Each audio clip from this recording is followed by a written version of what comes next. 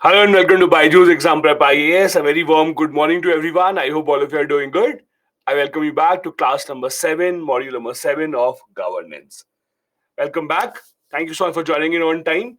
Let's wait for a couple of minutes. Let everyone join in and then we will begin the class. Thank you so much, everyone. Good morning, good morning, good morning.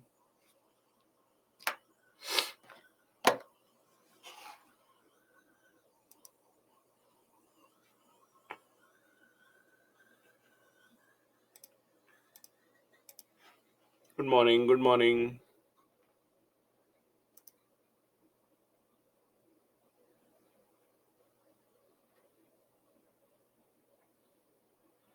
Shweta, how many more reforms are there? Shweta, the second ARC chapter is over. It was over yesterday.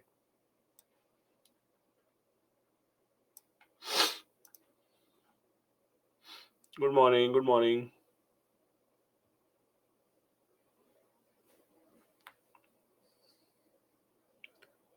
Uh,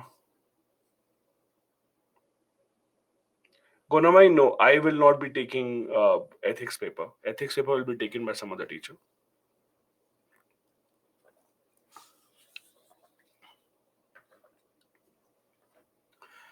Prabhakar, there is no count of that. Maybe you can file an RTI to get to know what reforms has government implemented so far, what they have not. Zeba, no, in bureaucracy, yes, you can write about ministers, but bureaucracy mainly does not include ministers, it mainly includes bureaucrats, IAS officers, etc.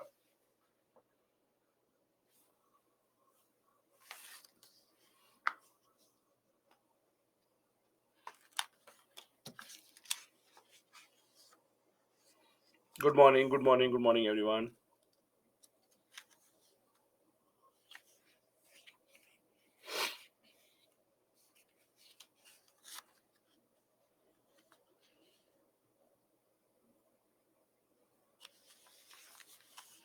Good morning, good morning. Okay. So once again, very warm welcome. Good morning, everyone. I hope all of you are doing good. I welcome you back to the class today. Thank you so much for joining in on time. After this, we have two more classes to go for governance. Let's quickly recap a bit of what we studied yesterday, although there's no recap required for this chapter. But let's quickly do a very quick jump recap of what we studied yesterday, and then we will go ahead. Yesterday, we started a discussion with the second ARC, that is the Second Administrative Reforms Commission. This is a topic from which you do not see question the prelims examination, but it is important to study these reforms so that you can actually give examples of these suggestions for the mains examination. The second ARC, as you can see here, consisted of the chairman, Virappa Moily, and there were other members also in the second ARC. They gave a total of 15 reports. You don't have to read all of them. We discussed yesterday what are the important reports of the second ARC. We started discussion on the RTI report, which we have discussed earlier also. These are the recommendations they had given. Spend at least 1% funds on the big schemes to digitalize the records, have clear provision for the NGOs, have non-civil servants also as information commissioners, bring legislature under RTI, non-confidential files. Government should not make all the file confidentials. Then we discuss about how exactly the second ARC gave reports on unlocking human capital.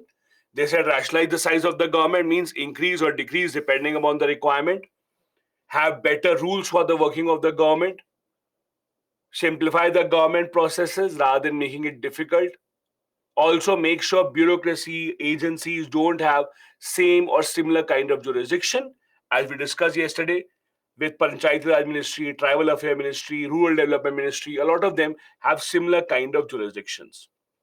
Ethics and governance, they suggested partial funding of election, some changes in the anti-defection law to make it even better, have proper disqualification criteria for MP and MLA. Any false declaration made in election should also lead to disqualification.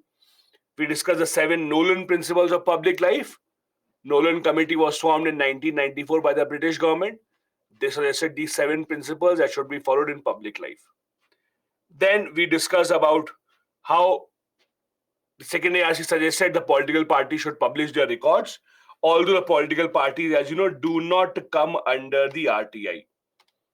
The political parties are not under the RTI. That is why they don't really publish their records. However, they suggested that they should. Post-poll coalition happening after the election result come out should not be allowed. Collegium system should change. Then they also suggested how ministers should behave, how the minister should not just spend or focus on their constituency only for the government schemes. The minister should not use the sources of the government for their own political party. The minister should also ensure that they hold the civil servants accountable, but they don't ask civil servants to do something that is not as per the rules. Then we discuss how the PM, Chief Minister also should make sure that they hold the ministers accountable. PM, Chief Minister should be ready to listen to complaints against their ministers by the common public. We discuss about how, as per the second ARC, MP, MLE, LAD scheme should end. They suggested that public authorities also should include MLA, MP, they should also be under the RTI. Then we discuss about improvement in the police system. They suggested first to have a separate police for investigation, have a police commission also that will look into the complaints of the people against the police and that will decide on the promotion, etc. of the police, reduce unnecessary burden on the police, just ask them to work on VIP security when not required, improve the investigation infrastructure so that they can stay one step ahead of the criminals. Focus on community policing, make sure that people interact with the police on a very common basis so that there is not any problem between the community and the police. Also, the police does not have enough female policemen. At least one third of our police should comprise of female. That is also a suggestion. In local governance, panchayat and municipality, we also discussed issues. Mainly, it was about giving more funds, giving more power, allowing them to have money from non-tax revenue, also like parking fee, fines, etc. Allowing the municipality, especially, to borrow money from the market using bonds. Then capacity building, how to resolve these conflicts, like the Naxal conflict in the northeast, how the government of India should ensure that they give priority to negotiations, give more protection to senior functionaries because they are on target, enhance the capacity of the security forces, give them better weapons, give them more technology, sensitize the police about the issues in this area. And an example of the greyhounds, successful force in Andhra Pradesh was taken, that this is an example that should be followed by the other states as well. Then we also discuss how local level police stations should be given more power, better weapons, etc. We should also implement the laws properly in the tribal areas so that the tribal people don't go and join the Naxal movements. Illegal mining should be stopped because this is the main source of earning for the Naxalites. And government agencies such as the BRO, Border Road Organization, should be used to build infrastructure in this area. Then water-related issues, how interstate water dispute is formed under Article 262, but there are loopholes as we discussed yesterday. How people still go to the court against these tribunals. That should not be allowed. There should not be any loopholes. At the national government level, the government of India should be more proactive. We should have a national water law to resolve water-related disputes. Then we discussed about the change in the civil service examination, if you remember, which many of you did not like. Setting up this kind of a college like National Institute of Public Administration, which you may join to read about these subjects, changing the age limit, etc., that they had suggested, reducing the age limit, then having preliminary means together so that we can have a shorter cycle of the examination. And they also suggested that this rule should be followed properly. That is, after 10 years of service, state PCS officers should get a chance to transition into IAS as well. Then about disaster management, we should not be dependent on the army or the armed forces always to come and help us in disasters. There should be different types of disaster, local, state, and national. On national disaster, the army should be called, but at least 1% of India's civil population should be trained on civil defense so that they can also come in to handle these disasters. We should give proper first aid training, also medical training to the police, firemen, etc. as well, and include this in our education system also. Then we discuss about how early warning system can be helpful, and telling people in advance about all these threats can be very, very, very important.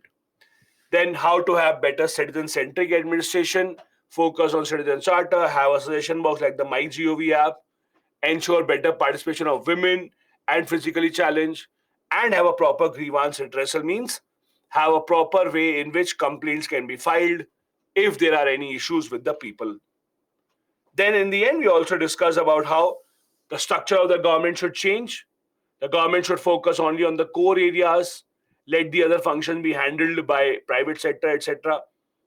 Let us analyze the function of each ministry department. Let's see if they are working efficiently or not.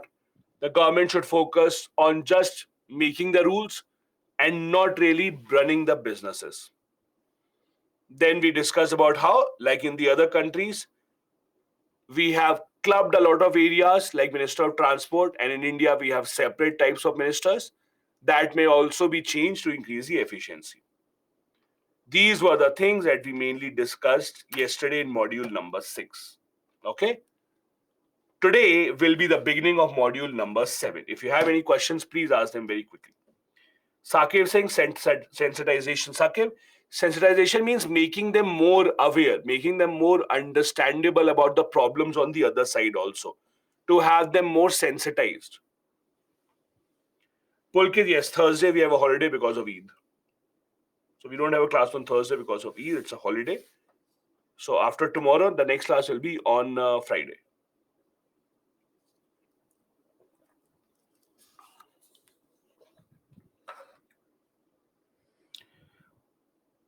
Ranjan, which last question?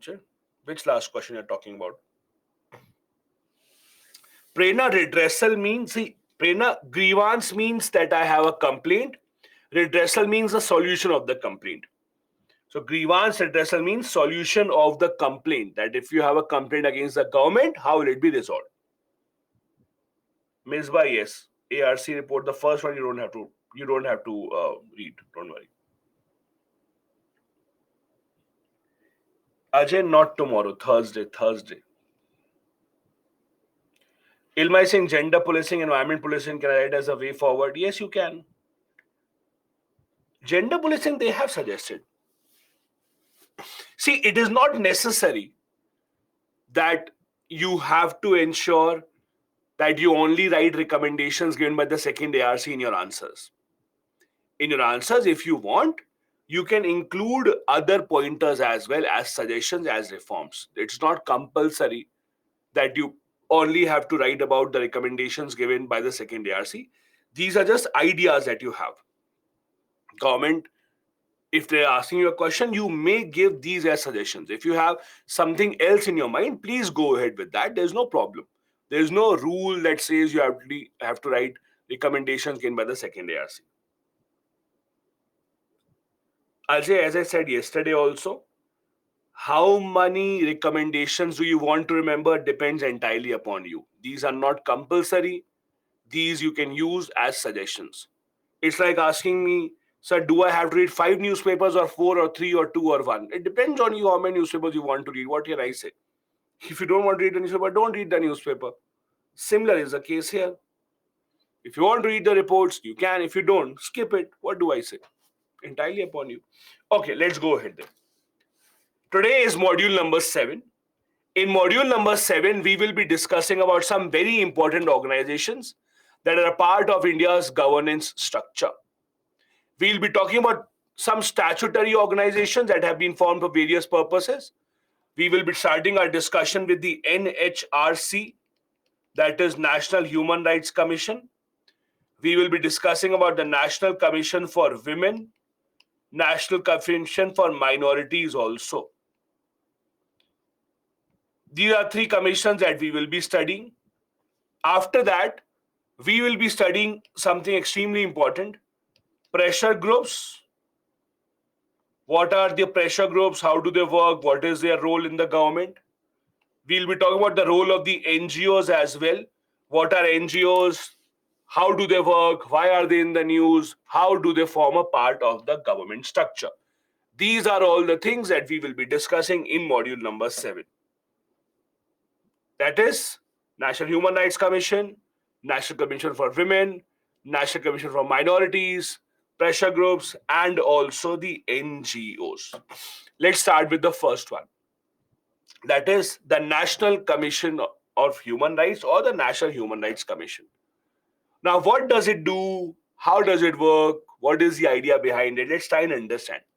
Let's first try and understand the idea of human rights.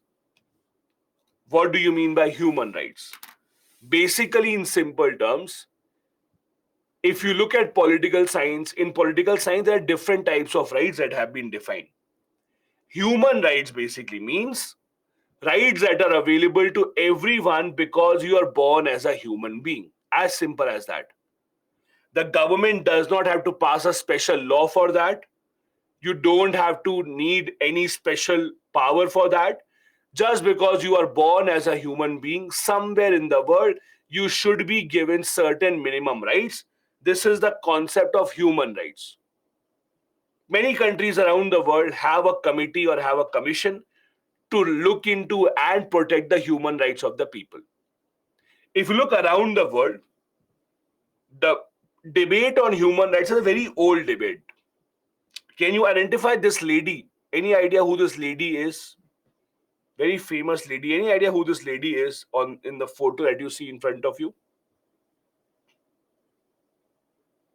Any idea? Okay. This lady is Eleanor Roosevelt. Now, Eleanor Roosevelt, the surname might be famous. You might remember the surname Roosevelt. Why is the surname famous?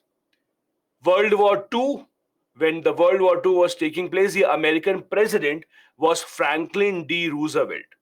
So she was a wife of American President Franklin D. Roosevelt. Now, why are we discussing her? What is her importance here? So in the US, there is a tradition that the wife of the president in the US, that is a first lady, she can take up any project that she wants, any project that she feels very connected to.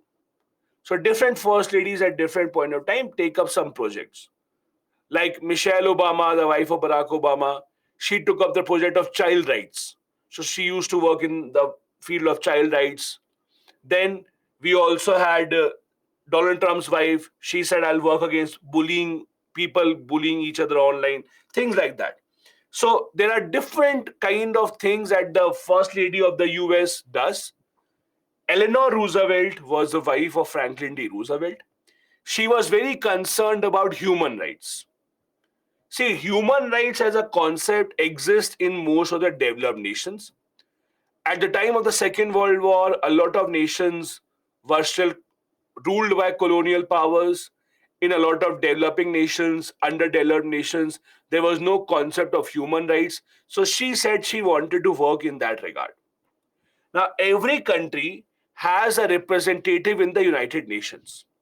India has a representative in the United Nations. Usually from India, an IFS officer, Indian Foreign Services officer, will go to the United Nations to represent India. In America, the system is different. In America, the American president has the power to send anyone as a representative in the UN. So America sent Eleanor Roosevelt, that is the wife of Franklin D. Roosevelt, as the representative of America in the United Nations. So when she was in the United Nation was just formed. 1945, as you know, United Nation was just formed. She raised this idea that every country around the world, and not just the developed nations, should accept that we should have some human rights for everyone. Some rights should be common to each and every citizen across the entire world. Because they are born as a human being, doesn't matter where they are born, doesn't matter where they are not born, they deserve to have certain rights. So she started this idea, and in 1948, it was declared that a document called Universal Declaration of Human Rights, UDHR, will be passed by UN General Assembly. UNGA means United Nations General Assembly. So in 1948, United Nations General Assembly passed a resolution called UDHR, Universal Declaration of Human Rights. It has a total of 30 articles, 30, one-liners mainly, and I'll show you those articles. These are very similar to India's fundamental rights. You'll see these one by one, but these are very similar to how India's fundamental rights are. More importantly, these are not legally binding on any country. So it's not that UN has passed a resolution, so every country in the world has to implement that in a law. No, that is not how it works. The UN has passed this as a resolution, but then it really depends on country to country whether they want to accept this, whether they want to reject this, ignore the idea. It depends really upon them. It is not a legally binding on any country. These are the 30. If you are not able to read them, don't worry. You don't have to remember. I'll just tell you some of the important ones. So, for example, it says right to equality before the law, just like we have in India, Article 14. Right to education, right to work, right to have a right to form a union, right to ban on torture, right to freedom, right of life, liberty, freedom of equality, legal assurance. These are 30 rights. These, you don't have to remember all of them. You may read if you want sometime. These are 30 rights in total. One-liners mainly, and again, very similar on similar lines to our fundamental rights that we have in India. This was the beginning of the debate of human rights around the entire world. Before this, we did not really talk a lot about human rights as such. Now, let's come to India. How is it that India formed National Commission for Human Rights, National Human Rights Commission? What is the history behind this? The history is in 1991, there was a conference in Paris. This was called First International Workshop on National Institutes for Promotion and Protection of Human Rights. So the UN organized a conference in 1991 in Paris on the question of human rights. In this conference, most of the countries of the UN took part. When the conference ended, it was decided that every country will go back and make a commission or some kind of a body within their country to protect human rights of their own citizens. Let me repeat. 1991, this Paris conference was held. When it ended, all the countries went back. The promise was that every government now will try to make a human rights body, human rights commission as such, to ensure that human rights in their nations are protected. That was the beginning of how the government of India established National Human Rights Commission. In India, National Human Rights Commission was made in 1993. It was not because the government wanted it. In India, National Human Rights Commission was not because the government thought one day, oh, let's have this commission, it will be very good. No. It is more of an international convention that, okay, we promise at the international stage, let us do this. Otherwise, other countries will say India promises and doesn't deliver. So it was more of that rather than us thinking, oh, let's do something. That is why you will see not just India, many other countries have a similar kind of a human rights body formed nearby the same time, 92, 93, 94, because of this Paris conference. So if there is a question which asks you, Paris principles are related to which of the following? Then remember, Paris principles are related to human rights or India's National Human Rights Commission. Paris principles were the principles discussed in that Paris conference in 1991, at the end of which it was decided that every country will establish a National Human Rights Commission within their country. That is how India's National Human Rights Commission comes into picture in 1993. So, let's start with our institution, National Human Rights Commission, 1993. What does it do? What is the responsibility? Let's try and understand this. As I said, India established its National Human Rights Commission in 1993 as a statutory body.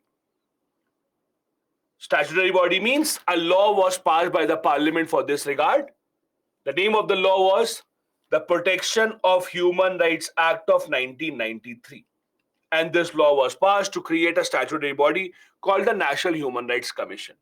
Let's first understand what does it do. The idea is simple. If any public authority, has violated your human rights, then go and complain to the NHRC.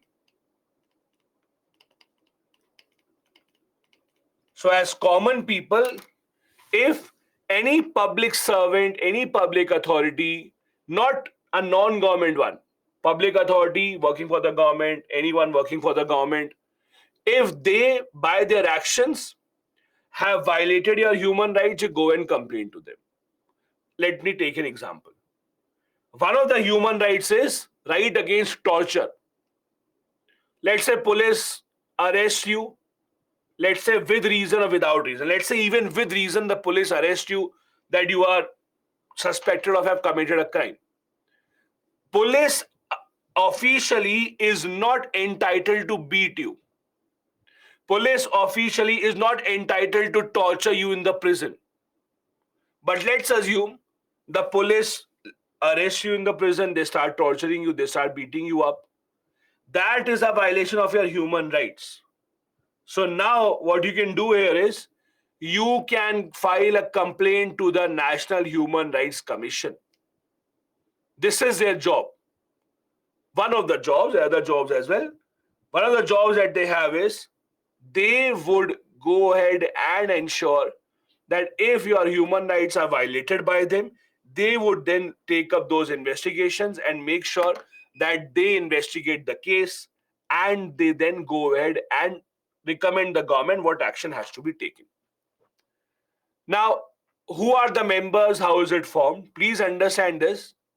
If you are, and by the way, the NHRC is a chapter in your polity book as well. So if you have an Indian polity book, in your Indian polity book, you will find a chapter on National Human Rights Commission, that is the NHRC. If in case, please remember this very carefully, in case you have an older book or in case you are reading online, please be very careful. The NHRC law was changed in 2019.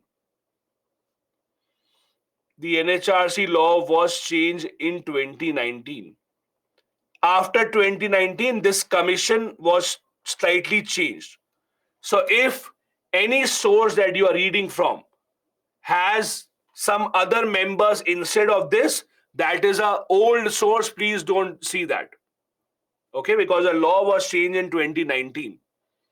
It is after 2019 that the commission had this kind of a proper structure. Now, let's see what is the structure of this NHRC. At the top is a chairman. The chairman would be a retired Chief Justice of India or a retired Supreme Court judge. I'll also tell you what the change was. Before 2019, only retired Chief Justice of India could become the chairperson, not other Supreme Court judges. That was a change that was introduced in 2019. That earlier you had to be a retired Chief Justice of India only. Now you can be a normal retired judge of the Supreme Court. Even then you can become the chairman, number one. Apart from chairman, there have to be 5 members. First, a former or sitting judge of the Supreme Court. Second member, former or a sitting Chief Justice of a High Court. Then other 3 members have to be those who have knowledge and experience in the field of law. Other 3 members are those who have knowledge and experience in the field of law. And amongst these 3 women, at least one of them has to be a woman. Amongst these 3 members, at least one has to be a woman. This also was a provision added in 2019, the women, compulsory women one. Compulsory women one. This was also not there earlier. So now we have the chairperson plus 5 members. This is the current composition. Out of these 5 members, one of the member of the non-judiciary has to be a woman at least. That is compulsory. Now, these are the permanent members. Apart from that, there are 7 ex officio members as well. Ex officio members means those who are not full-time members, but they will also take part in meetings, they will be members here, they will be invited to important things. Who are these 7 people? These 7 people are the head of 7 different commissions. These 7 ex officio members, they are the ones who are the head of 7 different commissions. What are these 7 different commissions? First, National Commission for Scheduled Caste, that chairperson. National Commission for Scheduled Tribe, their chairperson. National Commission for Women, their chairperson. National Commission for Minorities, their chairperson. National Commission for, by the way, do you want me to write all of their full forms or would you remember, by the way? Do you want me to write all their full forms or would you remember? You'll remember? Okay. Okay. Perfect. So you know that. Perfect. Perfect. Anyways. Okay. Tell me this one, by the way. NCPCR, what is this? What is NCPCR? I'm sure you know most of these. NCPCR, I'll tell you. So NCPCR is National Commission for Protection of Child Rights. NCPCR basically is National Commission, PCR, right? Protection of Child Rights. Protection of Child Rights. So all these 7 commissions, their chairpersons are also the ex officio members of the NHRC. So NHRC has 1 chairperson, 5 full-time members, total of 6, and then 7 ex officio members would also come in here. These are the chairpersons of these 7 organizations. This is the current composition. You don't have to remember their names, don't worry. Right now, chairperson is Justice Arun Mishra. Then there are other members here. Then there are ex officio members. All this information is available on their website. You don't have to remember these, don't worry. Now, how is it that the appointment happens? Okay, some people are asking ex officio means. See, ex officio means if you hold one post, by the virtue of that, you become someone else. So, for example, all of you would have seen Vice President is the ex officio chairman of Rajya Sabha. Ex officio chairperson of Rajya Sabha. So basically, whoever becomes a Vice President of India, ex officio, you will become the chairperson of Rajya Sabha also. Let me give another example. Let's say we decide from tomorrow that whoever comes in the class first, whoever is the first to enter, ex officio will become the monitor of the class. So whoever enters first, ex officio will become the monitor. So because you hold one post, by the virtue of that, you hold the other post as well. That is called ex officio. So whoever is the chairperson of these 7 organizations, they automatically become a part of the NHRC as well. That is the idea. Okay. Now coming to the appointment part. They're appointed by the President of India on the recommendation of this committee. It's a big committee. Try and remember this. There's a 6-member committee that suggests who shall be the members here. The committee is headed by the Prime Minister. Then we have the leader of the Lok Sabha. There's a cabinet minister who? Minister of Home Affairs. So Home Minister mainly. Leader of the opposition of the Lok Sabha. Leader of the opposition of the Rajya Sabha. And even the deputy chairperson of Rajya Sabha. So it's a very unique committee. So far, the committees that we have read, you will not see that so far the committees that we have read from that, you will not see usually deputy chairperson of Rajya Sabha being a member or even the leader of opposition in Rajya Sabha being a member. So usually you will not see that. But over here, all these are the members in the appointment committee. 6 people. They suggest a name to the President of India, and on the basis of that name, the President of India appoints the NHRC chairperson or the members. Removal, again, we have been discussing this from the very first day onwards. Removal what? Same as UPSC members, right? Same as UPSC, same as CIC, same as CVC, same as Lokpal. All of these are the same. Ajay, I have discussed in great detail what does it mean by warrant under his hand and seal. I would suggest you to go back, watch the recorded classes.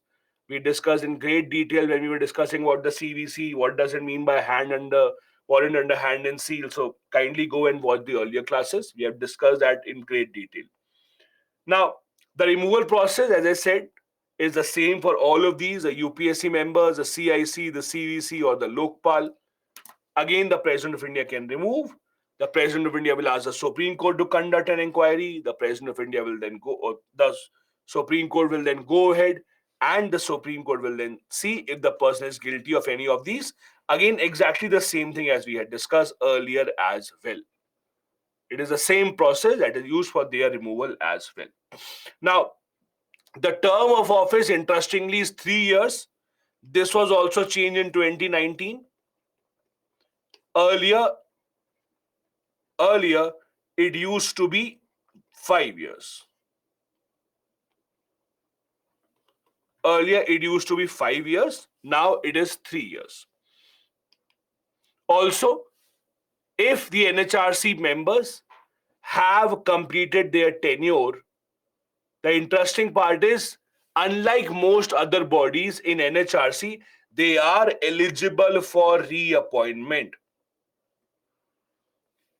Most bodies, you will see the ones that we have studied so far, mostly there's a point that they are not eligible for reappointment. That once their tenure is over, now they can't have a second tenure. But in this case, in the NHRC, as you can see, they are eligible for reappointment up till the maximum age of 70 years. So if they have not reached 70, the tenure is over, they can have another tenure if the government wants, if the President of India wants. Also, chairperson or member shall not have any other job under the government.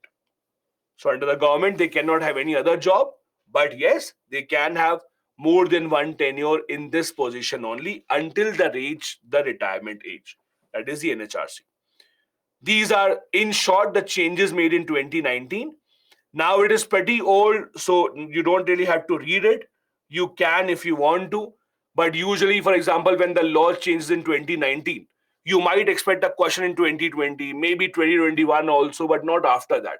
So this is just a comparison graph table of how the amendment was done in 2019, what were the changes that were made. Women member was included, ex officio members also increased, tenure change, chairperson change. So this is for your revision, but again, this change specifically is not that important for the exam now, because now we are pretty far away from the when the change took place. So not very relevant, but yes, you can read about it if you want to. This is a slide for you so that you can actually see how it worked earlier, how it worked now. And again, I'm repeating it. If by any source, when you read about NHRC and you think that the composition that you are reading there is different, that means it is the older source. What we are discussing today is the updated one. So if you see somewhere that you have a different version of NHRC composition, etc., please ignore that. That is the older version of whatever you are studying. Now coming to the most important part, what are their functions? What do they do exactly? I gave you one example.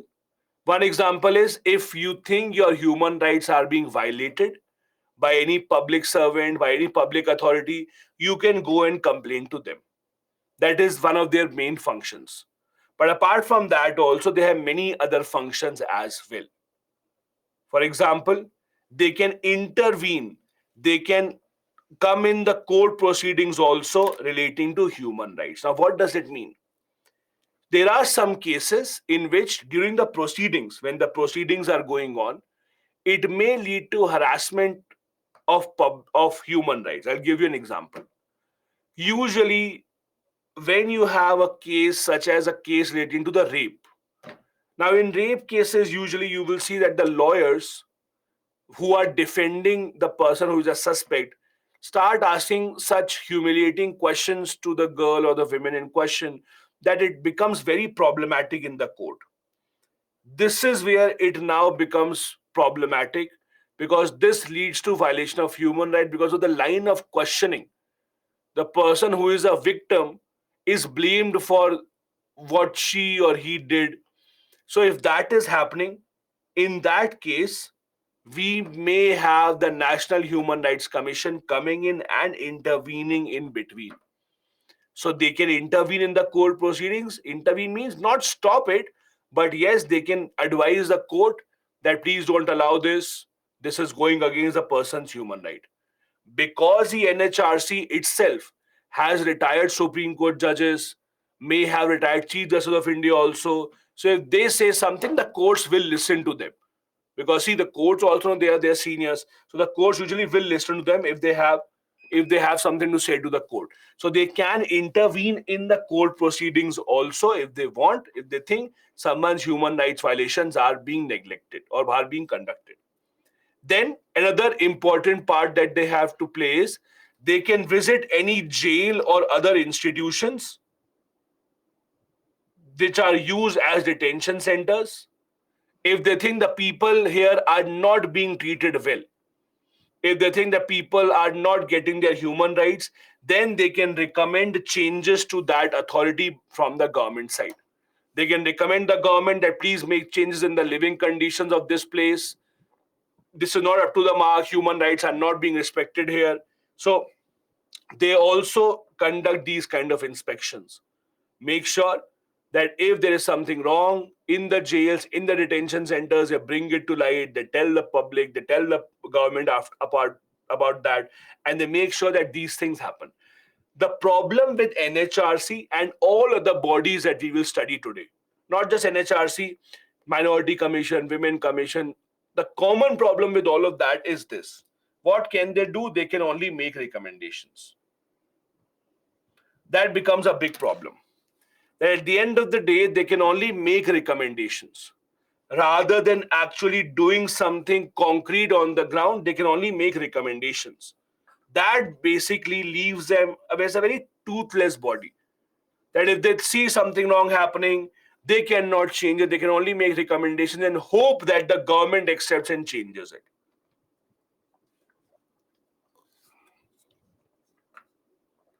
They also see whether the government is following the law to protect human rights of the people or not, whether the government policies are being implemented properly, whether any law needs to change, whether any changes are required in the constitution or not. If they think that there are some changes required, then again they will advise to the government that please make these kind of changes. They also make sure that acts such as terrorism are protected, or acts like terrorism are curtailed as much as possible. And also, they recommend to the government how to take action and stop these acts such as terrorism. Making sure that these terror related acts, making sure that any of these acts that lead to violation of the human rights of the people at large in the country are stopped. They also study international treaties. They also study how the other countries have similar kind of laws. And then they suggest to the government, make recommendations, how to improve, how to effectively implement something. All these are powers or the functions given to the NHRC. They also undertake research in this field, collaborate with universities which are working in the field of human rights, see, seek the advice of the experts, see any new development around the world and suggest changes to the government. They also educate people in the society. What are your human rights? How you should complain? Why you should complain? They also hold seminars, media interactions as well. Make sure that all of these measures, at the end of the day, educate more people, make them much, much more aware. They also encourage NGOs that are working in similar field. As you know, a lot of NGOs work in this field. These NGOs help the government or help the Human Rights Commission also to make sure that progress about human rights and education about human rights spreads far and wide, so that everyone in the country is aware what are their rights. Because usually what happens when you don't know what are your rights, even if the police comes and beats you up, You don't know what to do because you think this is the law. If the police comes and arrests you when you did not do anything or when you're not even a suspect, you think this is the law. So it is important to make the people aware about what are their rights, what they can do, where they can complain, how the law works. All that is also part of the National Human Rights Commission. Now, what is the problem with Human Rights Commission? Today, we will be studying about three commissions, as I said: Human Rights Commission, Minority Commission, Women Commission. Apart from that, also there are many other commissions, national commission that you would have read in Indian polity as well. In almost all these national commissions, these issues are common. So if you read about issues here, you can use almost the same issues in every single organization. It is absolutely true. Almost every single of these national commissions have similar kind of issues without much of a difference. Like first, inadequate staff, inadequate finances. If you look at the staff that NHRC has, they don't have a lot of staff. There are some people who work for the NHRC, but again, not very much. Why? The government does not give a lot of staff to them and they don't have much finance. Now, you may ask, but why do they need finances? Understand this. Their job is what? To conduct webinars, to conduct seminars for the people, raise awareness, organize programs, do research. All of that requires money. If they have to go and visit the jail, all that requires money. So yes, finances are required for any organization to work. And when they are not given adequate finances on the side of the government, obviously their job will be restricted. Just like other government organizations, and I told this to you earlier as well when we were discussing CVC, Lokpal, I told the same thing to you. All of these commissions at the end of the day are dependent on CBI to conduct the inquiry. Because they don't have their own police, right? If you complain to the NHRC, what can they do? They'll ask the CBI, can you please conduct an inquiry? So that becomes again a problem. That at the end of the day, they can't investigate their own case. They have to be dependent on the CBI. And the CBI says, we already have so many pending cases.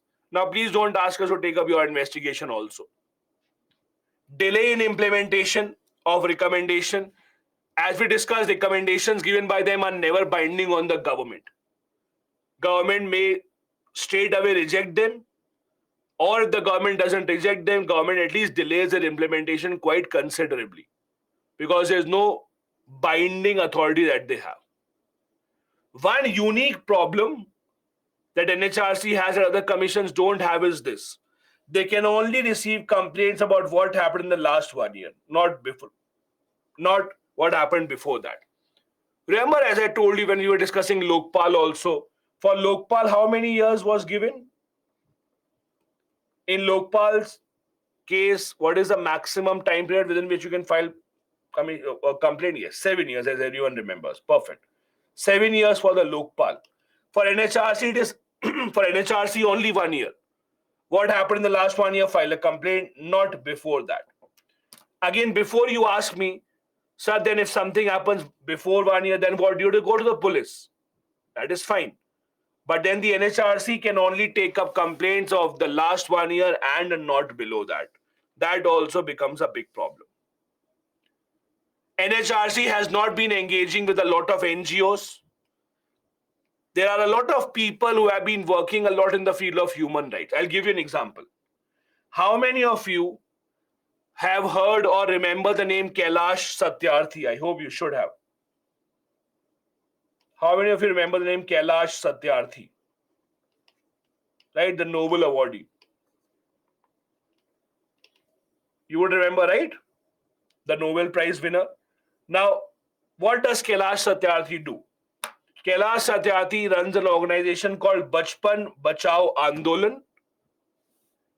Bachpan Bachao Andolan, Kailash Satyarthi, they save children who are being held against their wishes, who are being forced as laborers, who are working in very bad conditions.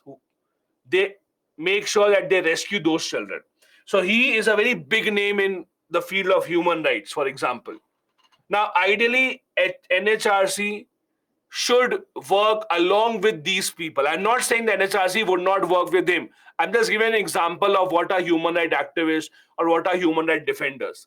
So the idea is NHRC should work with them to see how they are working, maybe help them in their way. But there's very poor engagement. Why? Because again, NHRC doesn't get any much funds from the government, they don't have a lot of money. To collaborate means give them money, help them out, because what else will they do with Kailash Satyarthi? Kailash Satyarthi will say, okay, give me more funds so that I can at least work in a wider scale. So the engagement is not very high. Annual reports are held up due to government laxity. What does it mean? What is laxity? Laxity basically can be understood as non-serious, or if you are, how should I say, very careless, lax laws. So basically you are careless, you are lax, you are not very vigilant about something. All of these commissions that we will study, all of these commissions that we will study today, or even beyond that, all of them have a requirement by the law that all of them have to prepare an annual report about the work they did throughout the year. CIC, CVC, Lokpal, this and that, everyone has to prepare an annual report for the work that they did. Logic is the same. They will prepare the report, give it to the President of India, and then the President of India submits the report to Parliament. And after it goes to the Parliament, it becomes public. You can also read it, download it, whatever. But if you look at the past few years, in the past few years, you will not be able to see any report of NHRC online. It has been held up. The government has just not made it public, which should not be the case. People need to know, people have the right to know how is NHRC working, what are the complaints that they are receiving. But these annual reports also have been stuck up in the past few years. They have not been made public, maybe because the government wants to hide something, or maybe because the government has just forgotten and it is not their priority. But either way, the reports have not been made public in the last few years. Now, just a couple of examples of what NHRC does. This is just an example of what NHRC does in reality, in real life. As you can see, a news for about a year back. In fact, almost exactly a year back. I did not realize 28th of June. Today is 27th. Almost exactly a year back. Okay. So NHRC, for example, you see this news, issues advisory to the states and the government on the right of the truck drivers. Truck drivers, for example, are one of the most harassed people in the country. Police sees the truck drivers as an opportunity to earn money, stop the trucks, take money from them, etc. Now, as you know, I don't know how many of you have read this news or not, but the government has just made a rule a couple of days back. It is compulsory that, I think 2025 is the year that they've decided. It is compulsory that after 2025, all the truck driver cabins have to be air conditioned. Did you read that news? It just came, I think, 2-3 days back. That all the truck driver cabins have to be air conditioned. I think 2025 is the year, or 26. I think 25 is the year, if I remember correctly. That after 2025, all the truck driver cabins have to be air conditioned to have better working conditions for them. So anyway, so basically, I'll giving an example of what NHRC does, advising the center and the state that please don't harass truck drivers. This is the kind of thing that they do. Now, you also know how seriously the government will take it. I don't have to tell you. You also know how seriously the police will take it. The police will say, oh, this is our source of revenue, and you are telling us to not to harass them. We can't do that. So again, that is again a big problem. But an advice. Another example, they issue notice to the government on air pollution cutting life expectancy. So again, it's not that government was waiting for NHRC to tell them, oh, air quality is poor, now let us do something NHRC has told us. No. So they do a lot of very run-of-the-mill stuff, very common stuff. But again, they have to also justify their salary. So they keep on giving these kind of notices to the government every week, every 10 days, so that they can write something in the annual report, right? If you don't do something, what will write in the annual report? What did you do in the entire year? You have to write something. So then let we issued that notice for air. Remember that time, that day, we issued a notice on water also. we should notice on this also, that also. So that is what they do. Not a lot of important changes. That was our first statutory commission or statutory body for the day. Let me take up a few questions before we go on to the second one, National Commission for Minorities. Vidushi has a couple of questions. Does NHRC look after such cases of police brutality? If yes, then how have things changed? Vidushi, unfortunately, the things have not changed. The major reason being that NHRC only has a power to recommend, as we discussed. That becomes a big problem. So things I would like to believe have changed. They have the power to give recommendations to the government to suspend officers, etc. But these are not mandatory, and that is why things have not really changed a lot. Then I have a question from Akhilesh, a very interesting question. Akhilesh is saying, in 2019, there are many laws which were amended. Is that a special year? Usually, elections year are special years. So usually you will see when there is election, the election year comes in, it becomes a pretty interesting year. I'll give you another suggestion. Go and look at when EWS reservation was introduced. Look at when EWS reservation was introduced. So again, you will see election year. You will go and look at Jammu Kashmir reorganization when it was done near to that. So you will see a very interesting pattern, and it's with every government. When there is an election year, there are a lot of things that are done so that the government thinks or the party thinks it will have a positive impact. Every government does it. It's not illegal. They can change law whenever they want. Shreyas is saying NHRC can visit only state jails and offices. No, Shreyas. Shreyas, over here, the word state means the government. Over here, the word state means the government. So they can visit state center, whatever prisons or jails or offices. They don't visit offices as such, jails and detention centers. Although in office also we have human rights violations, but they don't visit offices and see human rights violation being happening. They visit jails and detention centers. Azhar is saying, who will ensure the AC facility? So Azhar, this responsibility has been given to manufacturers, truck manufacturers. So companies who are manufacturing trucks, it has been made mandatory on them that you have to ensure this. Sakib is saying, why the commission exists at all? They are just rubber stamp, isn't it, sir? Sakib, there are two ways to look at it. See, you see any government, doesn't matter which party, whenever they make any commission, no government ever will make a commission whose recommendations are binding on the government. The idea is simple. The idea is that anyone who is actually in the power, who is running the government, why would they want to give away their power, right? Making something mandatory on the government means you are giving away the power of the government to decide. And no government in their free mind would really want to do that. So, yes, it is not good, but you have to understand why it is. And it is kind of a logic that is applied almost everywhere. In democracy, the logic of democracy is a people who are actually at the end of the day elected by the common population. MPs, MLAs, they should have the power to take the final decision. That is why. So, yes, not fair, but this is the usual logic. Most governments will all never make a body. The only commission whose recommendation is binding is the Delimitation Commission. That also has its own loopholes. We'll not go into that, not a part of our subject. But only commission whose recommendations are binding in India is the Delimitation Commission. For Delimitation Commission also, there are some loopholes. Government has a way to neglect that also. But there's no other recommendation that is binding. I'll tell you something interesting. So that all of you wake up if you're still sleepy. So I'll tell you something interesting. Do you know even the recommendations made by the UPSC are not binding? For example, and this is real, I'm not kidding, this is real. When you see the UPSC notification, listen to this very carefully. When you see the UPSC notification, clearly says that clearing this examination does not guarantee you a job with the government of India. Have you read that? Or you took admission before reading that? Have you read that? The UPSC notification says very clearly, it is written properly, that clearing this examination does not ensure you a job with the government of India. Have you read that or not? See, the fees will not be refunded now.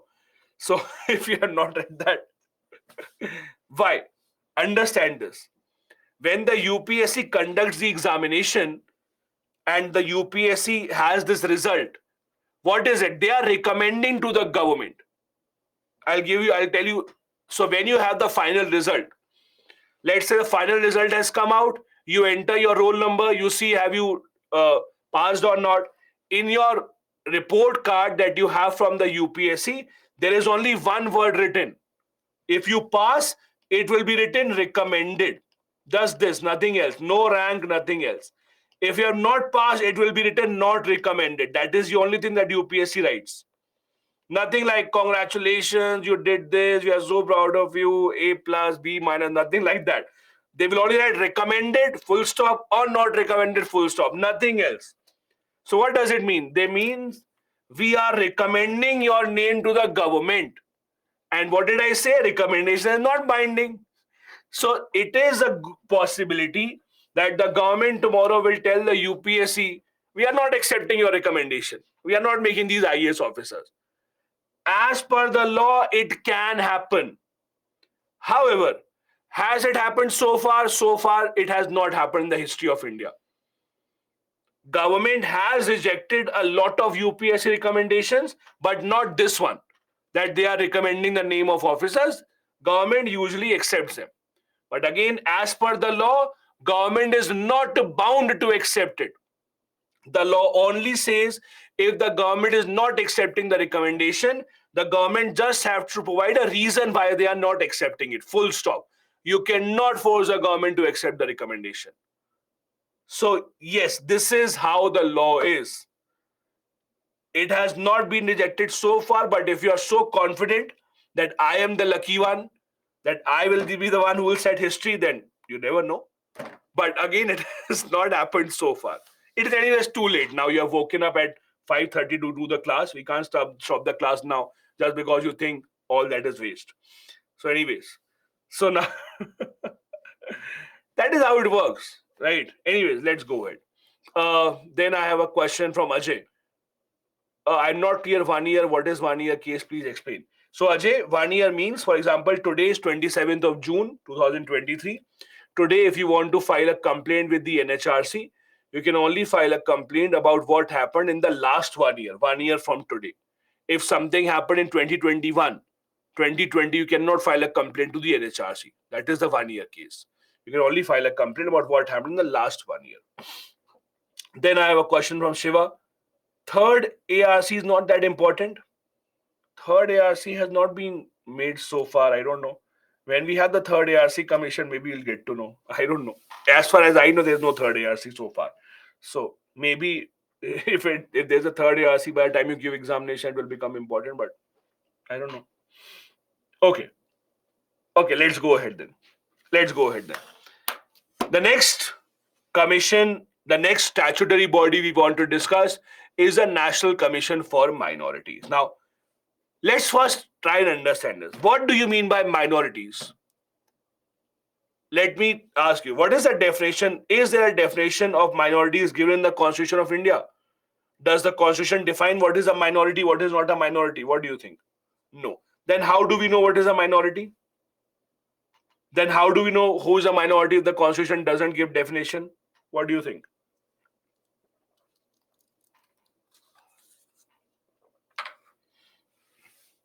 If there's no definition, then how do we know? Okay.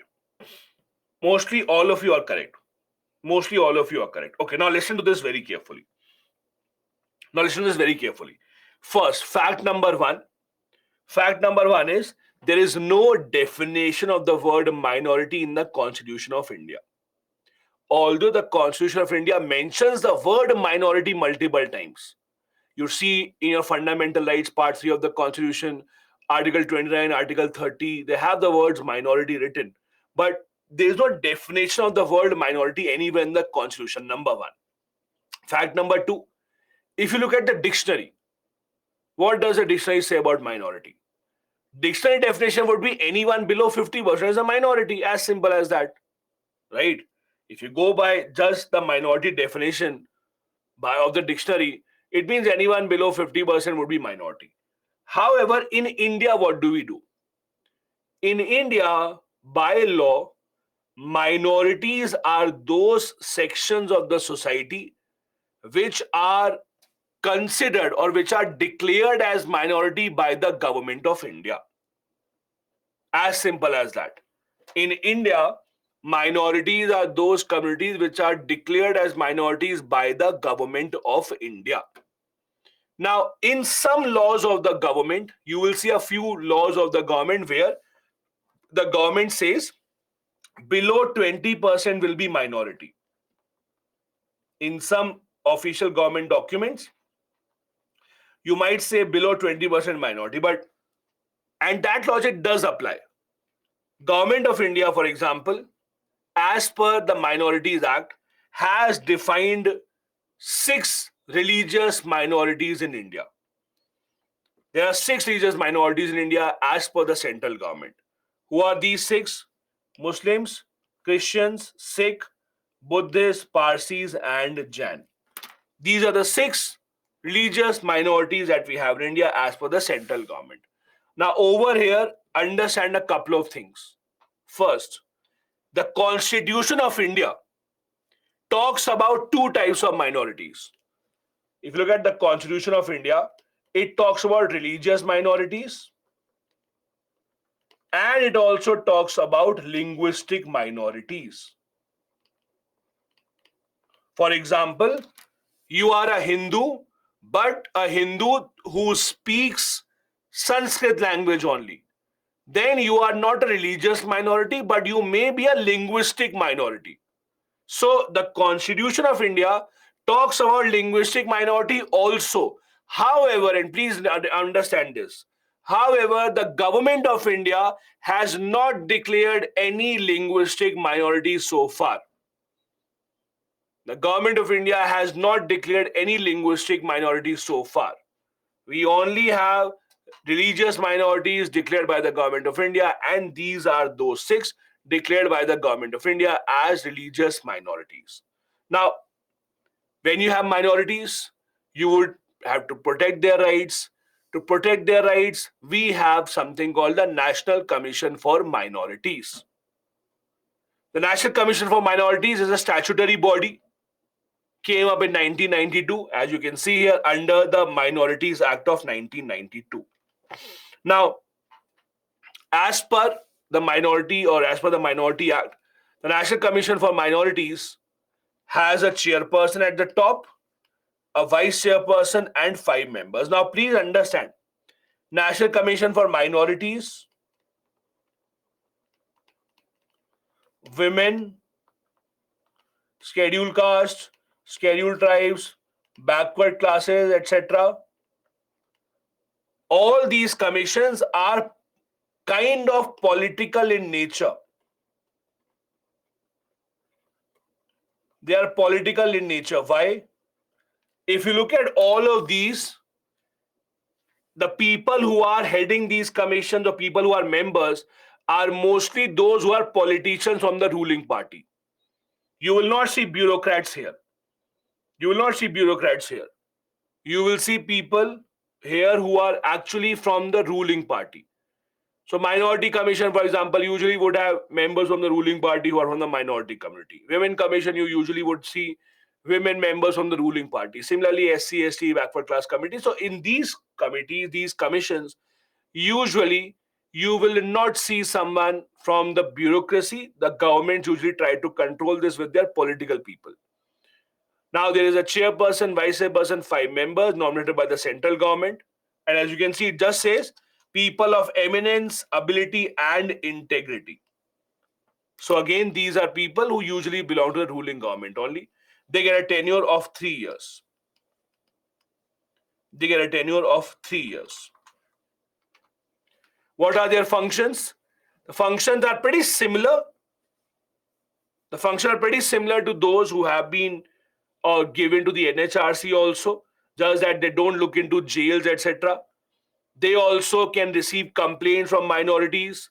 They can also suggest to the government to make some changes in the law. They also conduct research all around the world and then suggest the government what laws to make, what laws not to make. Again, they can also only recommend. So they can evaluate the progress of the laws, how the laws of the government of India, government of the state are working. They can see the safeguards that are provided in the constitution. Are they correct? Are they incorrect? They can also see whether the government schemes for minority community are working well or not. And they can even look up into complaints filed against the safeguards of the minority. So, for example, you are a minority or you belong to a minority community, you think you are being discriminated against, you think that you are removed from the job just because of your community, you think that you are not being allowed to go to a certain place just because you belong to minority community, then you can go and file a complaint. Again, what will they do? The same thing. Ask the CBI to conduct an inquiry, see what the result of the inquiry is, suggest the action to be taken by the government of India, and they will see if the government takes action or not. All these again are functions of the Minority Commission. They also study about the problems of discrimination, suggest the ways to government to remove them, conduct study, research, suggest measures. So again, a very similar kind of a feature of NHRC. Just take out the jail function. The extra function that the NHRC has was the jail one, that in case of the jails, they will conduct survey, investigate, they will see if something needs to be changed to give the rights for prisoners or not. Apart from that, very similar functions. They also have to prepare annual reports, submit those annual reports and see what is the result of those annual reports. These annual reports are submitted to the President of India. Then the President of India will submit them to the Parliament, and ideally, all of these are then available to the public. You can also go and download these reports and read them. Now, there's a very interesting question related to minorities in India that has been discussed for a long time. The question is simple: whether minorities should be nationwide on the basis of nation versus should the minority be statewide. Meaning that should you have minorities at the national level or should you have minority at the state level? The current status that we had was that we should have minority at the national level, but something has changed recently. I'll tell you what has changed. So basically, there are certain states in India where you will see that Hindus, for example, are in a minority. And again, by minority, we are taking a definition of less than 50%. So if you see these states, Manipur, Punjab, Jammu Kashmir, Arunachal, Meghalaya, Ladakh, etc., these are the states where you see that the Hindus are in minority. Now, the question is, let's assume that you give a certain community a right that you are a minority, then what changes for that community? That is the question. Let's say that you say a certain region, let's say X, or let's say Hindus in Punjab. Let's say they are told that now you are a minority here. What changes? That is what the question is. What changes? Let's see. Shamran is saying reservations. Shamran, in which job do you have minority reservation? Please tell me. Those who are saying reservation, please also tell me the job where you get reservation as a minority. Please let me know, because I don't know any. I'm not sure of any job where minorities get reservation. UPSC? No, UPSC doesn't give any reservation for minorities. I think you are mistaken. UPSC gives reservation for SC, ST, OBC, not for minorities. Safety, protection, okay. Scholarships, okay. I'll tell you one thing. So basically the biggest advantage, and some of you are absolutely correct, the biggest advantage that a minority gets in India, the biggest advantage that we have is education institutions. That is the biggest advantage. Education institution, basically look Article 30. If you look at Article 30 of the Indian Constitution that you would have read in Fundamental Rights, this is the biggest advantage that they get basically. So what happens is, if you're a minority community, you get the right to set up your education institutions. and you can run it basically without a lot of government interference. I'll give you a real example. So in Delhi University, we have a very famous college called the St. Stephen's College. You all would have heard of it. St. Stephen's College, DU, very famous. So St. Stephen's College is a minority education institution, okay, set up by the Christian community. So in that college, SC, ST, OBC reservation will not apply. SC, ST, OBC reservation of the government of India does not apply. So they have their own reservation. So they can decide we want to give Christian reservation. So minority community, for example, runs beyond certain laws of the government. So not a lot of laws of the government will be applicable there. However, that does not mean that they can randomly decide whatever they want. The government still controls a lot of things. They are free to have their own syllabus. They are free to see the method of appointment of teachers can also be different. However, government does control a few things. So while there are some other small little matters of minorities conserving their culture, all that is fine. But the main debate about minority, who should be minority, who should not be minority, is actually this one, education institution part. Others are not that great of a benefit. So now the debate is, if let's say Hindus are in minority in Punjab, can the Hindus have the right to set up such an institution in Punjab and have their own reservation kind of a thing? That is the debate about center minority or nationwide minority versus state-wise minority. So what happened was, for a long time, the idea of state-wise minority was rejected. For a long time, this idea was rejected. Governments always said, no, we should have a nationwide minority. Even in the Supreme Court, there were some PILs that were filed for this. And the Supreme Court also earlier said that we should only have nationwide minority, not state-wise minority. In 2019, there was a petition filed in the Supreme Court where the Supreme Court said that Hindus as minority in states where their population is low, we are rejecting that petition. They said that the states have been carved out language-wise, while the region is not language-wise. Religion is beyond every state. That is what their argument was. That no, we should not have state-wise minority. But as you know, Supreme Court can also reverse its judgment. So in 2019, they said, no, we cannot have or should not have state-wise minority. Now, what happens is, usually, I'll give you an example. Let's say you filed a PIL in the court for this purpose and the Supreme Court rejected the PIL. So I'll tell you in reality, in real life, how do people behave. You will wait for that judge to retire who gave the judgment. You wait for that judge to retire and then you file the PIL once again, requesting the court to please review this once again. That is what happened in real life. You wait for the judge to retire and then you go again. Because see, at the end of the day, Supreme Court comprises of different judges. Different judges can have a different point of view. Some judge may not agree to what you said. Some other judge may agree. So you can take a chance, right? So a lot of people do this. They'll file a PIL, rejected, no problem. Wait for 1 year, 2 years, let the judge retire, and then you go back once again. So it did happen. The petition went back once again in 2022, last year. See what happened. Supreme Court last year basically reverted that and said, okay, minority status can be state dependent. Minority status can be state dependent. However, it has been almost 1 year, 11 months since that judgment was given. July 2022 judgment was given. But in the last 11 months, nothing like this has actually happened on the ground.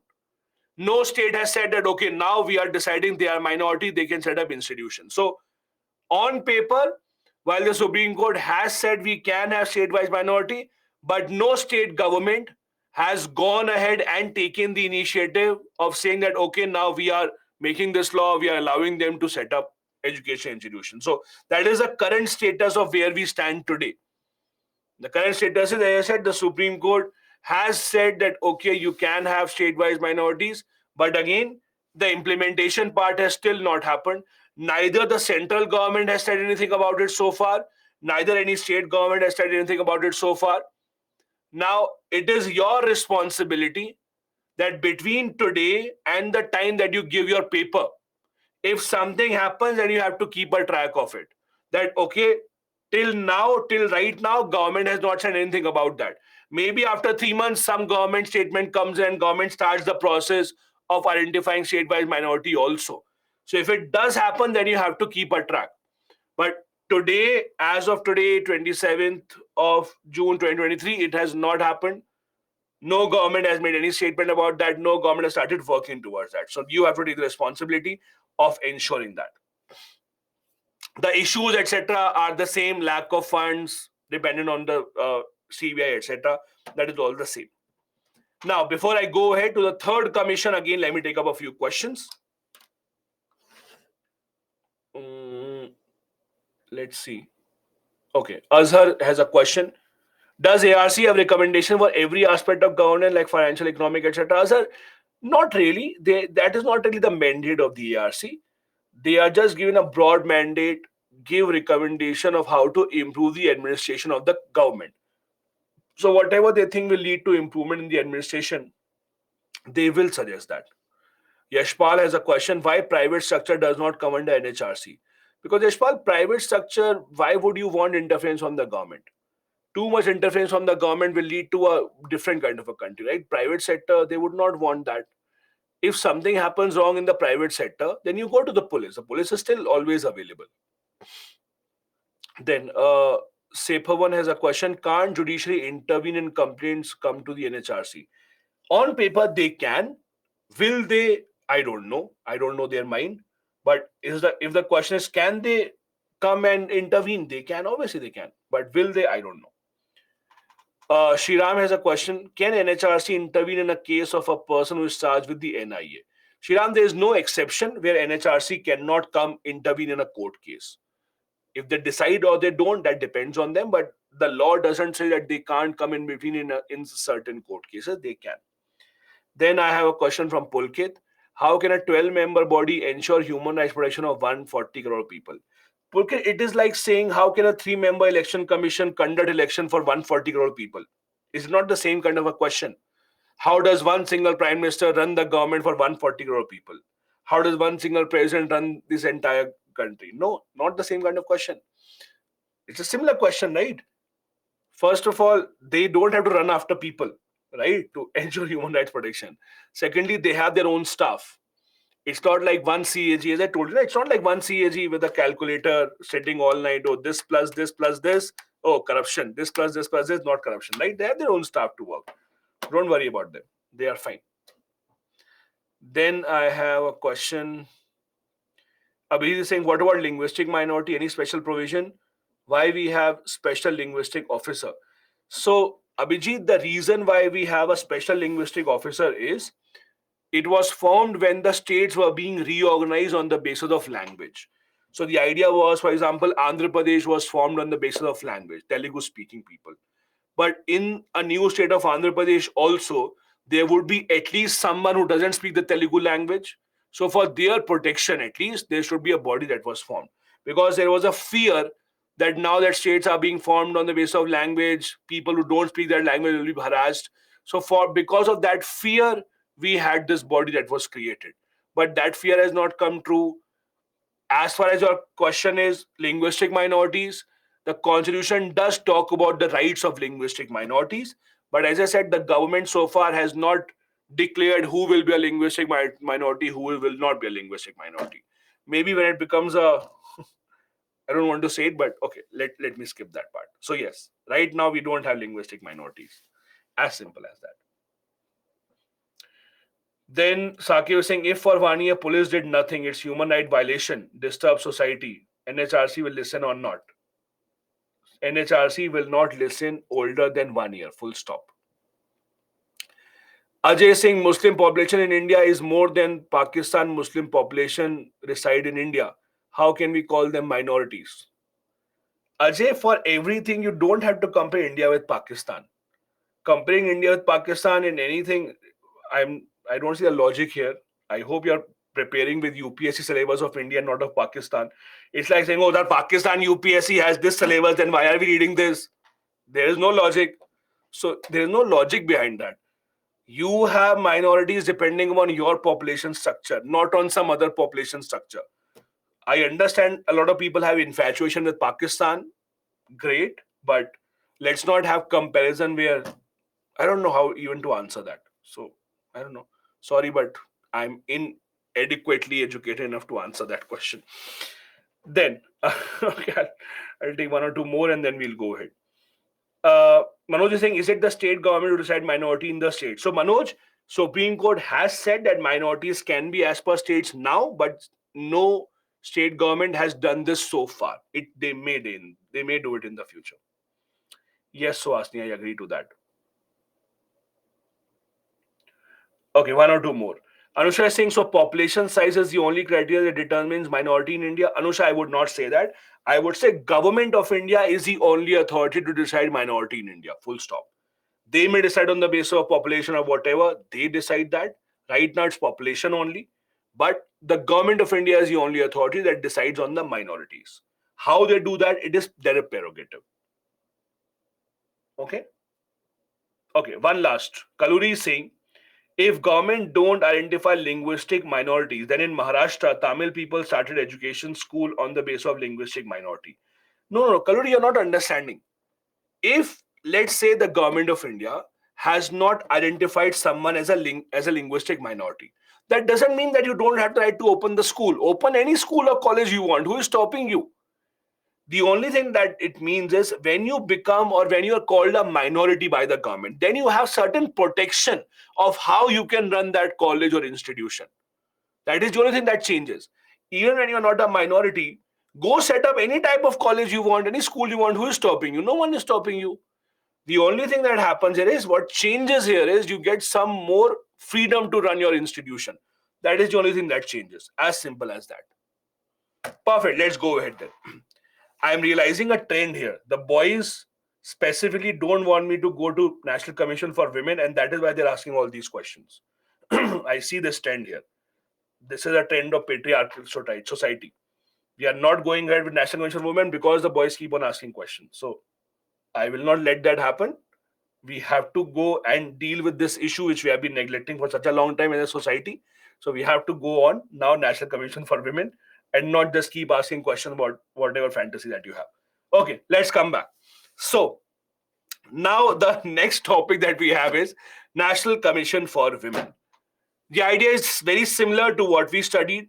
The idea is very, very similar to National Commission for Minorities. The idea is very similar to the commission that we studied. Again, you have a complaint, someone did something wrong against you, you think you have been violated mainly because of your identity. If you're a minority, you think you were violated or you were discriminated against because of that. You are a woman, you are being discriminated against because of that. Where do you go? This is where you can go. Again, National Commission for Women. National Commission for Women is a statutory body again formed in 1992. Works in a very similar fashion as compared to the National Commission for Minorities. Very similar function, very similar objectives. Review the laws made for protection of the women in India. Suggest to the government what are the new types of laws that should be made. Have regressal or redressal of grievances as well. Redressal of grievances means if they have a complaint, then they should be allowed to come and have at least a place where they can vent out their complaint and advise the government on all the policy matters that affect women in any way in the country. So very, very similar to the things that we just studied.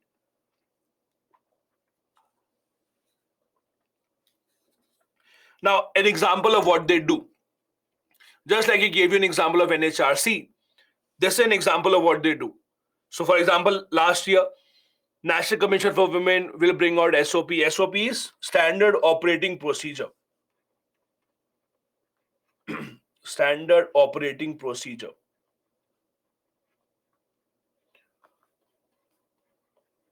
So they brought out an SOP for rescue and rehabilitation of trafficked girls. What does it mean?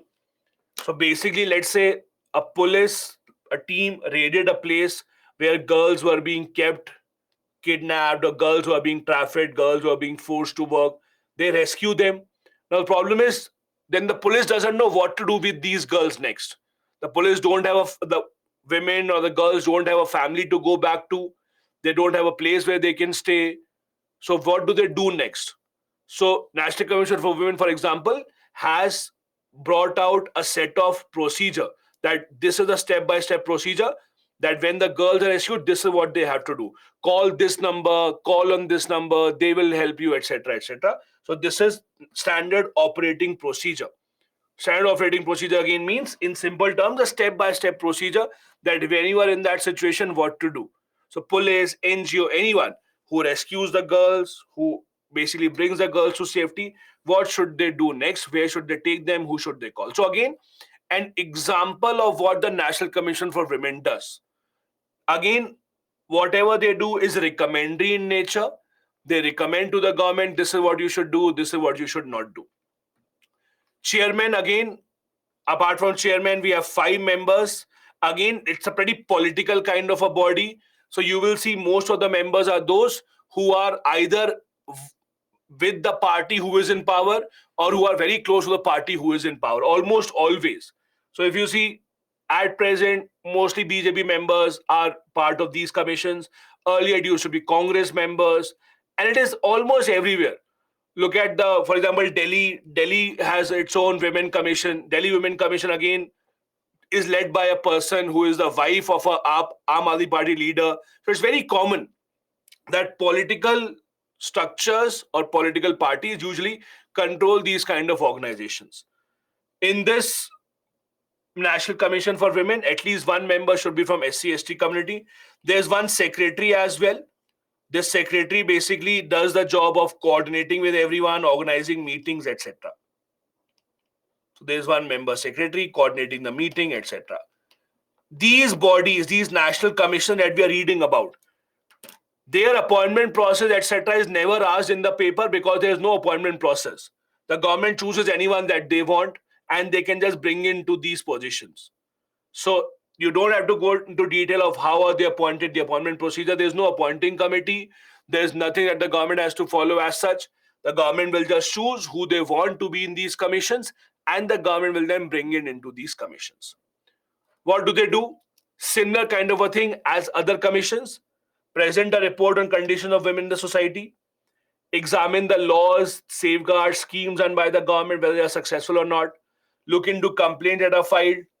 They inspect women jails like the NHRC, etc., suggest the government. Now, one interesting thing that they do is this. This is very interesting. Funding litigation involving women issues. Now, what does it mean? Let's imagine a case. There's a woman, a housewife. She is a victim of domestic violence. Okay? She is being beaten up, and the woman doesn't know where to go. So let's say she goes to this National Commission for Women, calls on their helpline number. So they have a helpline number. She calls on their helpline number and says that I need help and I want to fight a divorce case. And in the divorce case, I want the custody of my kid. So usually what happens, if you just want a normal divorce, then in that case, you will see that in a normal divorce, for example, you will not see lawyers, etc., being involved too much. It's just about paperwork, judge telling you, okay, you can go ahead, try and be separate for some time. But the divorce cases become more complex when a child is involved because everyone is fighting for the custody of the child. Then you require lawyers, good lawyers to fight for you. So let's say there's this case, women that is suffering from domestic violence, wants to get separated, has a child, wants to fight a case, but that woman is a housewife, doesn't have any income source, she doesn't have any money to hire a lawyer. So in that case, National Commission for Women will try to fund a lawyer for their issue. That is called funding the litigation. Litigation means a case in the court. So they will help the women with their case in the court, not promising that we will always do that, but at least trying that, okay, we will try and do that. We will try and get in touch with lawyers. So they contact lawyers, ask them, are you ready to work pro bono? Have you heard? I hope you know this phrase, pro bono. Pro bono is a phrase that is used very often in legal system or etc. Pro bono in simple terms means for free. Pro bono is for free. For free for someone else. Let's say I feel for this issue, so I'll do it for free. It is called pro bono. I'll do this job pro bono for you. That is pro bono. So they try to hire lawyers pro bono who can do it for free, or they try to have some funds arranged, get donations from somewhere so that they can at least give some money to the lawyers. This is also something that they do. They undertake studies, research, raise awareness about women rights amongst the women in India, encourage them to come out and complain. This is the Citizens Charter of National Commission for Women. Again, you don't have to remember this. I am showing this to you as a revision for Citizens Charter also. See how smart. So I'm showing this to you so that you can revise Citizens Charter. Remember we studied? They also have a Citizens Charter which looks something like this. So again, we remember we discussed about a couple of Citizens Charters. So this is their Citizens Charter. That in India, their vision is to ensure that they secure all the homes, they empower all the women, they provide all these opportunities. This is the functions of what they do.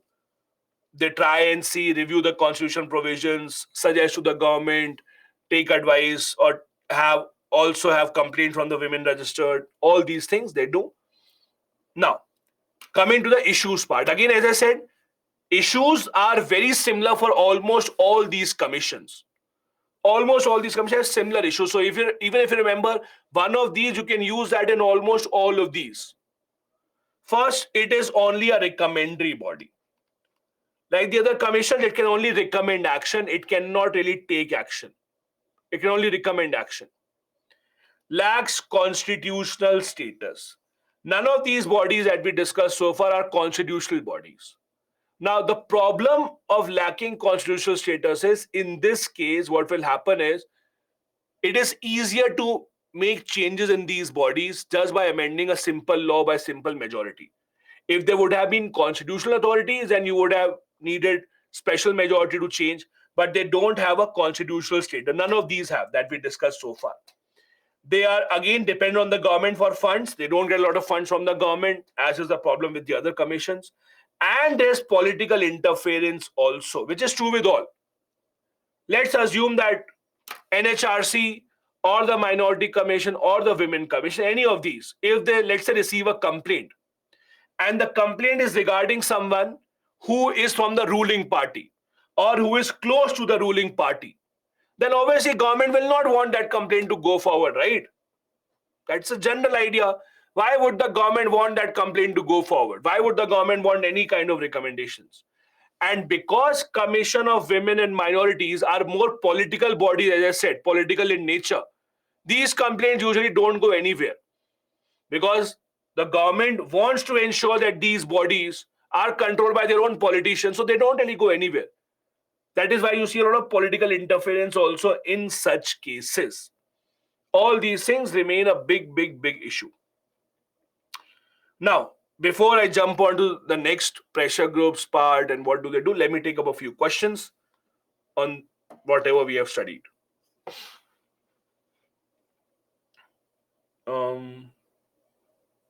Dipesh has a question. In polity, we studied about the linguistic minority institutions that were allowed to be developed under the constitution. So the government has not declared any linguistic minority. Then which institution will be considered as a linguistic minority institution? Dipesh, none.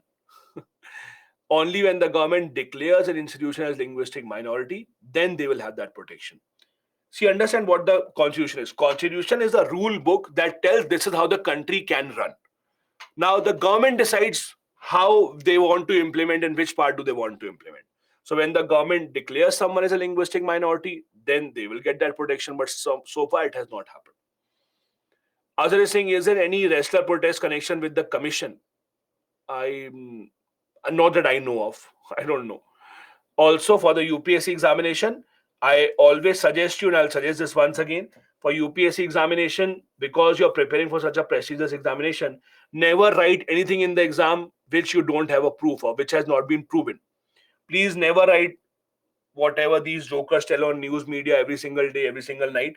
Please only write something that has been proven, that is in the public domain, because again, you are preparing for a job that is extremely prestigious. You can't make assumptions. So don't believe on rumors and write in the exam. You can believe whatever you want, but at least don't write in the exam. Then Azhar is saying, what about Manipur critics crisis? Does NHRC anyways has a role? Unfortunately, see, again, you have to understand, if there is a case of police doing something against someone, then NHRC will come in. Two communities fighting together, the NHRC might not come in, because NHRC has to be used, or NHRC is a body where you file complaint against the public authorities. Having said that, if there's a police atrocity, yes, you can go ahead and you can file a complaint to NHRC. Misbah is saying, how can we read Niti Aayog report and should be prepared for it UPSC? Misbah, I'm not sure which report you're talking about. Niti Aayog prepares a lot of reports, so I'm not sure which report you're talking about. Any report that you read, you have to read a summarized version, important pointers, what are the reforms that they have suggested, what is the present situation, that is it. Okay. Pulkit is saying, what can be the way forward to make these commission more efficient? Pulkit, as I said earlier also, way forward is the simplest thing to write. Whatever issues we have discussed, write the opposite to it, and it will become the way forward. So the issue is political interference. Way forward will be lack of political interference. Issue is the lack of funds. Way forward will be give them more funds. The issue is no constitutional status. The answer should be give them constitutional status, right? So the way forward or suggestion are the easiest to write if you know the problems. Just write the opposite to the problems one by one, and you will automatically get to the solution part. There's no rocket science involved there. Unless you have a groundbreaking solution in your mind that will revolutionize everything, that's a different matter altogether. But usually it's not, you usually write the opposite to it and you are covered, very well covered. Okay? Okay, perfect. Let's go ahead then. Another topic that remains in the news time and time again, and something that should be discussed, something that is asked in the paper also multiple times. This is something called the pressure groups. Pressure groups is something that you usually see being asked time and time again. Pressure group is something that you actually see appears in the exam also. What are pressure groups? In India, there is no law on pressure groups. First, understand this. In India, there is no law called such as the pressure groups. In other countries, there are some kind of laws about pressure groups. I'll give you an example. Let's skip a bit ahead and I'll come back in just a bit. Yeah, let's come here and I'll come back to where we were. So I'll give you an example of America, how the pressure groups work, and a prime example of how it can really impact politics. So America has an association or an organization called NRA. So NRA is National Rifle Association. So as the name suggests, it is basically a group of those companies in America that make guns. If you read international news or if you follow even a bit of international news, you know that in America, gun violence is a very big problem. It's a huge problem in America. Many people are killed. There are shootings inside the school. The reason why, or one of the primary reasons why we have this gun problem in America is, in America, it is extremely easy to buy a gun. It's like you go to D-Mart or Big Bazaar in India, you go buy a gun and come out. Nothing else is required. No license and nothing is required in most of the small guns at lesser that you buy. So in USA, it's extremely easy to buy a gun. You walk into a supermarket, you bring out a gun, no issues with that. So the problem here is that there have been so many shootings inside the school, inside markets, at open places, whatever you call it, that there are demands time and time again from the government side or within the government also, that the government should make it tougher to at least buy guns. Buying of guns should not be made that easy. But every single time, wherever such kind of a law is introduced, it is never ever passed because of the NRA. This is how powerful NRA is. So, NRA, National Rifle Association, what do they do? What they do is they are in close contact with the members of parliament in the US, members of Congress, as they call them. Congress is the name of their parliament. So, NRA is in touch with all the members of the parliament, all the members of the Congress. And it is not illegal, by the way, it is all legal. So, for example, they will call a member of parliament and they will tell him that you vote in our favor. In return, what will you do? We will set up a big hospital in your constituency. so that you can tell your people next time you go and vote that, see, I built up a hospital, now you vote for me. So good for you, good for us. It is all legal. They are not giving bribe. They may give bribe unofficially. I'm not talking about that. Let's remove that part because there's no proof of that. But it all happens legally. They will say, okay, in your constituency, we'll set up a school. We'll make it free for children. Now you go and tell the people, see, I set up a school, vote for me. So next time you will win elections and you vote for us. That is how the NRA works. How is it possible in America? A part of a reason why it happens in America is in America, they don't have an anti-defection law. Like in India, if a BJP member of parliament votes against the BJP, they will be disqualified from their membership of the parliament. That is how it works. In America, they don't have anti-defection law. So in America, for example, the Democrats are in power right now. If the Democrats introduce a bill, there is no guarantee that all the members of parliament of Democrat party will vote in favor of the bill. There's no guarantee for that. They may simply ask and make a deal with the NRA, have a school, have a college, whatever they want, get it made in their constituency, convince their voters to vote for them, and in return, they can also enjoy the benefits of getting re-elected time and time again. This is a pressure group. In America, there's a proper law passed on pressure groups, how pressure groups can operate, what do they do, what do they not do. In India, there is no law on pressure groups. In India, we do have many other organizations that work in the form of a pressure group. Their working is very similar to a pressure group, but you can't officially call them a pressure group. Why? Because there is no law in India as such. I have earlier also given you examples of how these work. So, in simple terms, if I have to define this in very simple terms, what is a pressure group? Pressure group is a group that pressurizes the government either to make a certain law or a policy or not to make a certain law or a policy. It works in both ways. An example of forcing the government to make a law, Lokpal. Example of forcing the government to remove a law, the farm bills. So pressure groups can work in both these aspects. They may force the government to make a certain law or make a certain policy because they want it, or they may force the government to not make a certain law, to not do this because they don't want this. Pressure groups employ various tactics. There are various tactics that they apply. It can be giving a bribe. It can be just influencing. It can even be propaganda. Do you know what is a propaganda? Have you heard this word propaganda? For example, Hitler was very famous for his propaganda. Hitler was very famous for his propaganda. You might have heard. Yeah. So basically propaganda means, spreading false information, spreading a false idea. I'll give you an example. So for example, NRA. What does NRA do in USA? So NRA builds this false propaganda that in America, if you don't have a gun, you will be killed because everyone else has a gun. Now you will be your Satyavadi Arishan that I will not have a gun, I will be non-violent. But then if everyone around you has a gun, then what do? This is the story that they want to build. So they force the people to love the gun, then they force the government to not make a law to ban the gun, and that is how they work.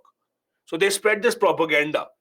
Like Hitler was very famous for spreading this propaganda against the Jews that we are poor because the Jews are rich. We are poor because the Jews are powerful. So let's fight against the Jews and let's kill them. That was a propaganda that they were running. So propaganda is spreading false information, making fear a big factor in the lives of the people, ensuring that the government does not pass a law. That is called pressure group tactic. Now, as I said, in India, we do not have a single law that talks about pressure group. And that is why pressure group can be anything. Can be anything. For example, let's take a simple example. Let's say tomorrow the government introduces a law that says that UPSC will only now have one single attempt. Let's take a simple example, right? Let's say government one introduces a law that UPSC will have one single attempt. Now what will happen? Most probably a lot of aspirants will protest against the government, they'll come out on the roads, etc. So what they will do, they will start acting as a pressure group automatically. Without having any organization, without having any communication, they will automatically start acting as a pressure group. So pressure groups don't always need to have this structure and organization that no, this is how they'll work. If the people can automatically come in, they can also be a pressure group. That is why they can be non-political as well. They can be informal as well. Basically, anyone who can put pressure on the government for any law to pass or not to pass can be called as a pressure group. It can be a group of people, it can be an association, it can be the farm association, it can be the labor union, it can be an NGO, it can be even a few individuals who are trying to do that. All that will be considered as a pressure group. Why? Because you're pressurizing the government to do something against the wishes of the government. You, in some countries it is even illegal, because again the government wants all the power. You can't pressurize the government. Protesting against the government, for example, look at China. In China, pressure groups don't work. In China, you pressurize the government, they will start firing tanks on their own people, and they have done that in the past, because that is how China's policies is. You speak against the government, there is no pressure. The government will create a pressure on you, pressure of a tank. So what do? So not every country has allows these pressure groups. These pressure groups are usually seen in democracies. Usually, they are usually seen in democracies. Not to say that other countries don't have it. We saw what happened in Iran with this entire protest going on against the morality police. There was a pressure on the government. So it might be another country, but usually you see these in democracies only. Okay. Before we go ahead from here, let me take a few questions, then we'll take a break, and then we'll continue from here. Let me take a few questions quickly first. Um, just a second. I have a question from Rahul. Rahul is saying if anyone is harassed, violated of women rights, then the women can complain to National Commission for Women. Yes, Rahul, that is how it works. Okay. Just a second. Yeah. Then I have a question from Ajay. What about female wrestling? Bridge Bhushan is a violation of women's rights. If she won medal, she said daughter of India, otherwise not listen to grievances. Ajay, yes, you can go and file a complaint for the women officers if you think that NHRC is not doing anything. Go and file a complaint, no problem with that. Then Devendrappa has a question. What action taken about women wrestlers who were strike against ruling party MP? Again, action taken against police officer or about police wrestlers, women wrestlers. You also know what I know. I don't have any insider information. So if an action is taken, you will compare it. You will see it in the news itself. It's not that I have some breaking news from inside that is the action taken. So not sure what the question exactly is here. Then Pawan is saying how a statutory authority can act against the government as it has been appointed by the government. Pawan, see I understand your problem, but the issue here is at the end of the day in a country, every authority is appointed by the government only, right? Which authority is not appointed by the government? At the end of the day, all of these are. Even the constitutional bodies at the end of the day are appointed by the government only. So you can't say that it's a government appointed authority, it will not work properly. Because then what option do you have? You can't tell the people that, okay, you elect the authorities. So at the end of the day, authorities, commissions have to be made by the government only. The only thing is you have to at least hope for our future's sake that those who are appointed are working in the best interest of the country and not in the best interest of the government. The only thing that keeps us all standing is the hope. Anyway, let's take a break. Let's take a 15 minutes break. Let's come back at 8:10 and we'll resume from here. That is the role of the pressure group. Thank you, guys.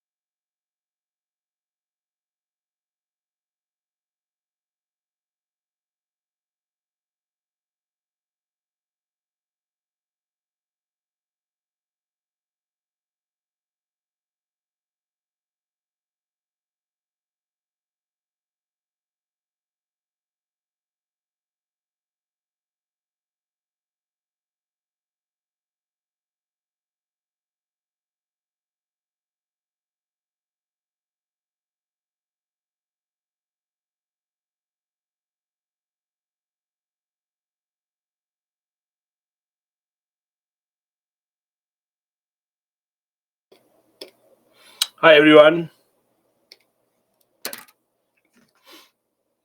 I hope all of you are back.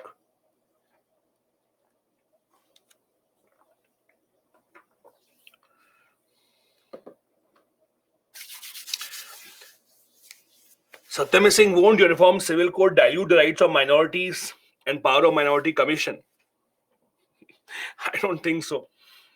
Why would it dilute the power of Minority Commission? Minority Commission is not working just because we have different rights. Minority Commission is working because they assume that there is discrimination against minorities in the society.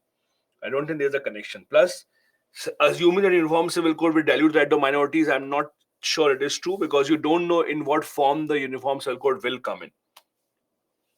Anyway, let's go ahead. So the last thing that we were discussing was the pressure groups, how the pressure groups work, what do they do.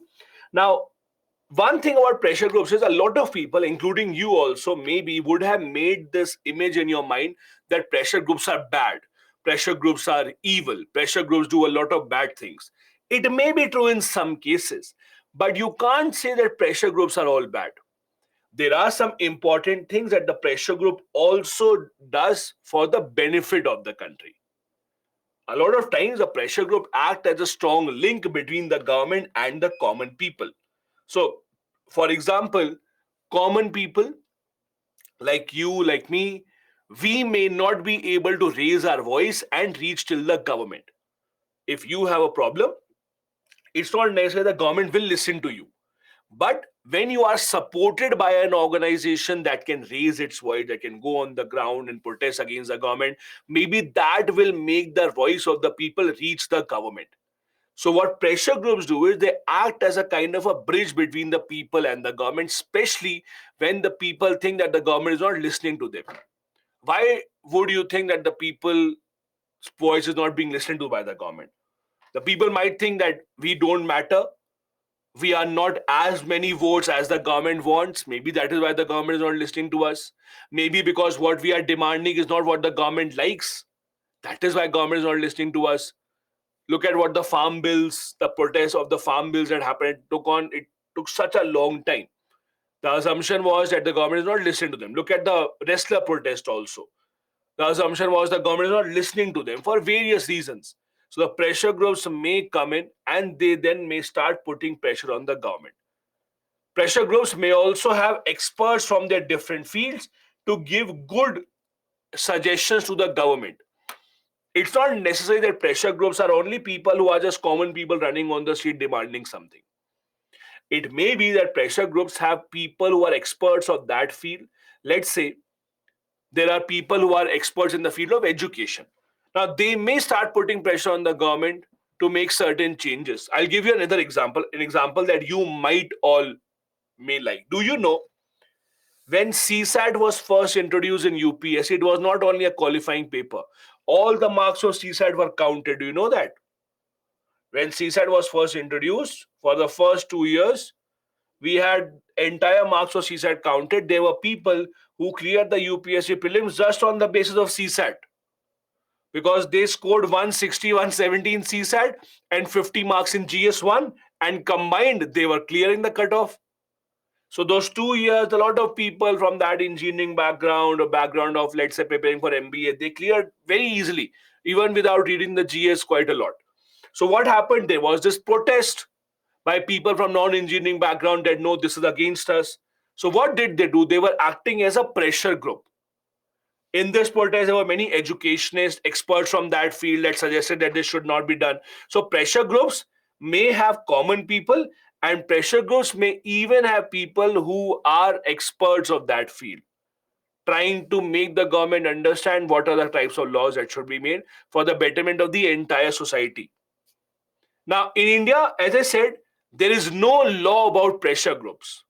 So, no organization is officially called a pressure group in India. But there are many organizations that work in the form of a pressure group because they try to influence the government. They try to ensure that the government policies are made in their favor. There are some examples. Like there are business groups like FICCI, CII, that you might have heard of. These are groups of big industrialists. They talk to the government about government policies, how much GST should be imposed, what government law should be made for having better business environment, etc. We have trade unions. We have agrarian group Bharati Kisan Union, which was behind the farmer bill protest, etc. We have profession-based organizations, Indian Medical Association. For example, when the government announced that it will be mandatory on the doctors that they have to serve in rural areas for some time, mandatory, then who protested? The Indian Medical Association will go and protest. When a journalist is being arrested by the government or by the police without any reason, then who will protest? This journalist organization will protest. So that is how they work. They try and protect their own members. They also try and work with the government, try and pressurize the government. There are student organizations, Akhil Bharati Vidyarthi Parishad, there are AISU, there are many other student organizations at work. Religious organizations, caste-based, these are just examples of what pressure groups are. These are not the only ones. And I'm repeating time and time again, none of these can be officially called a pressure group because there's no definition of pressure group in Indian law. Indian law doesn't allow a company or an organization to register itself as a pressure group. So there's nothing that is officially registered with the government that we are a pressure group only. No.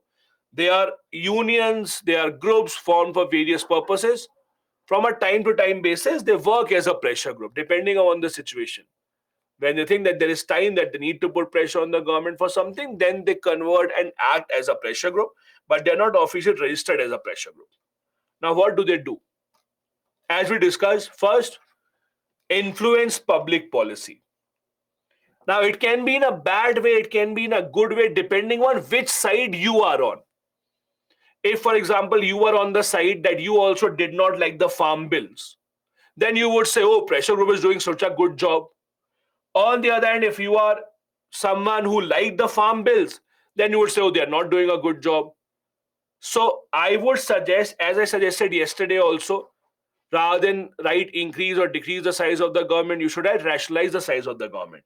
Similarly, here also, my suggestion is rather than writing that they change public policy or they would, let's say, improve public policy or they would deteriorate public policy, you should write sway public policy or influence public policy so that it can be positive, negative, both of these included, rather than taking one side that right or wrong, just right, they influence public policy, they can sway public policy in their desired direction.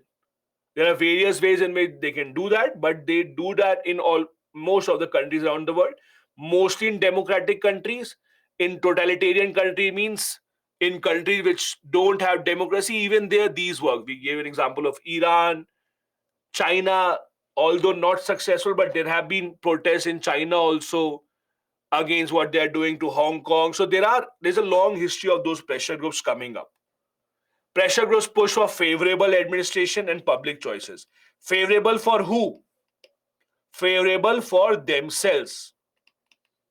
Favorable for themselves or for their members. They are not fighting for you essentially.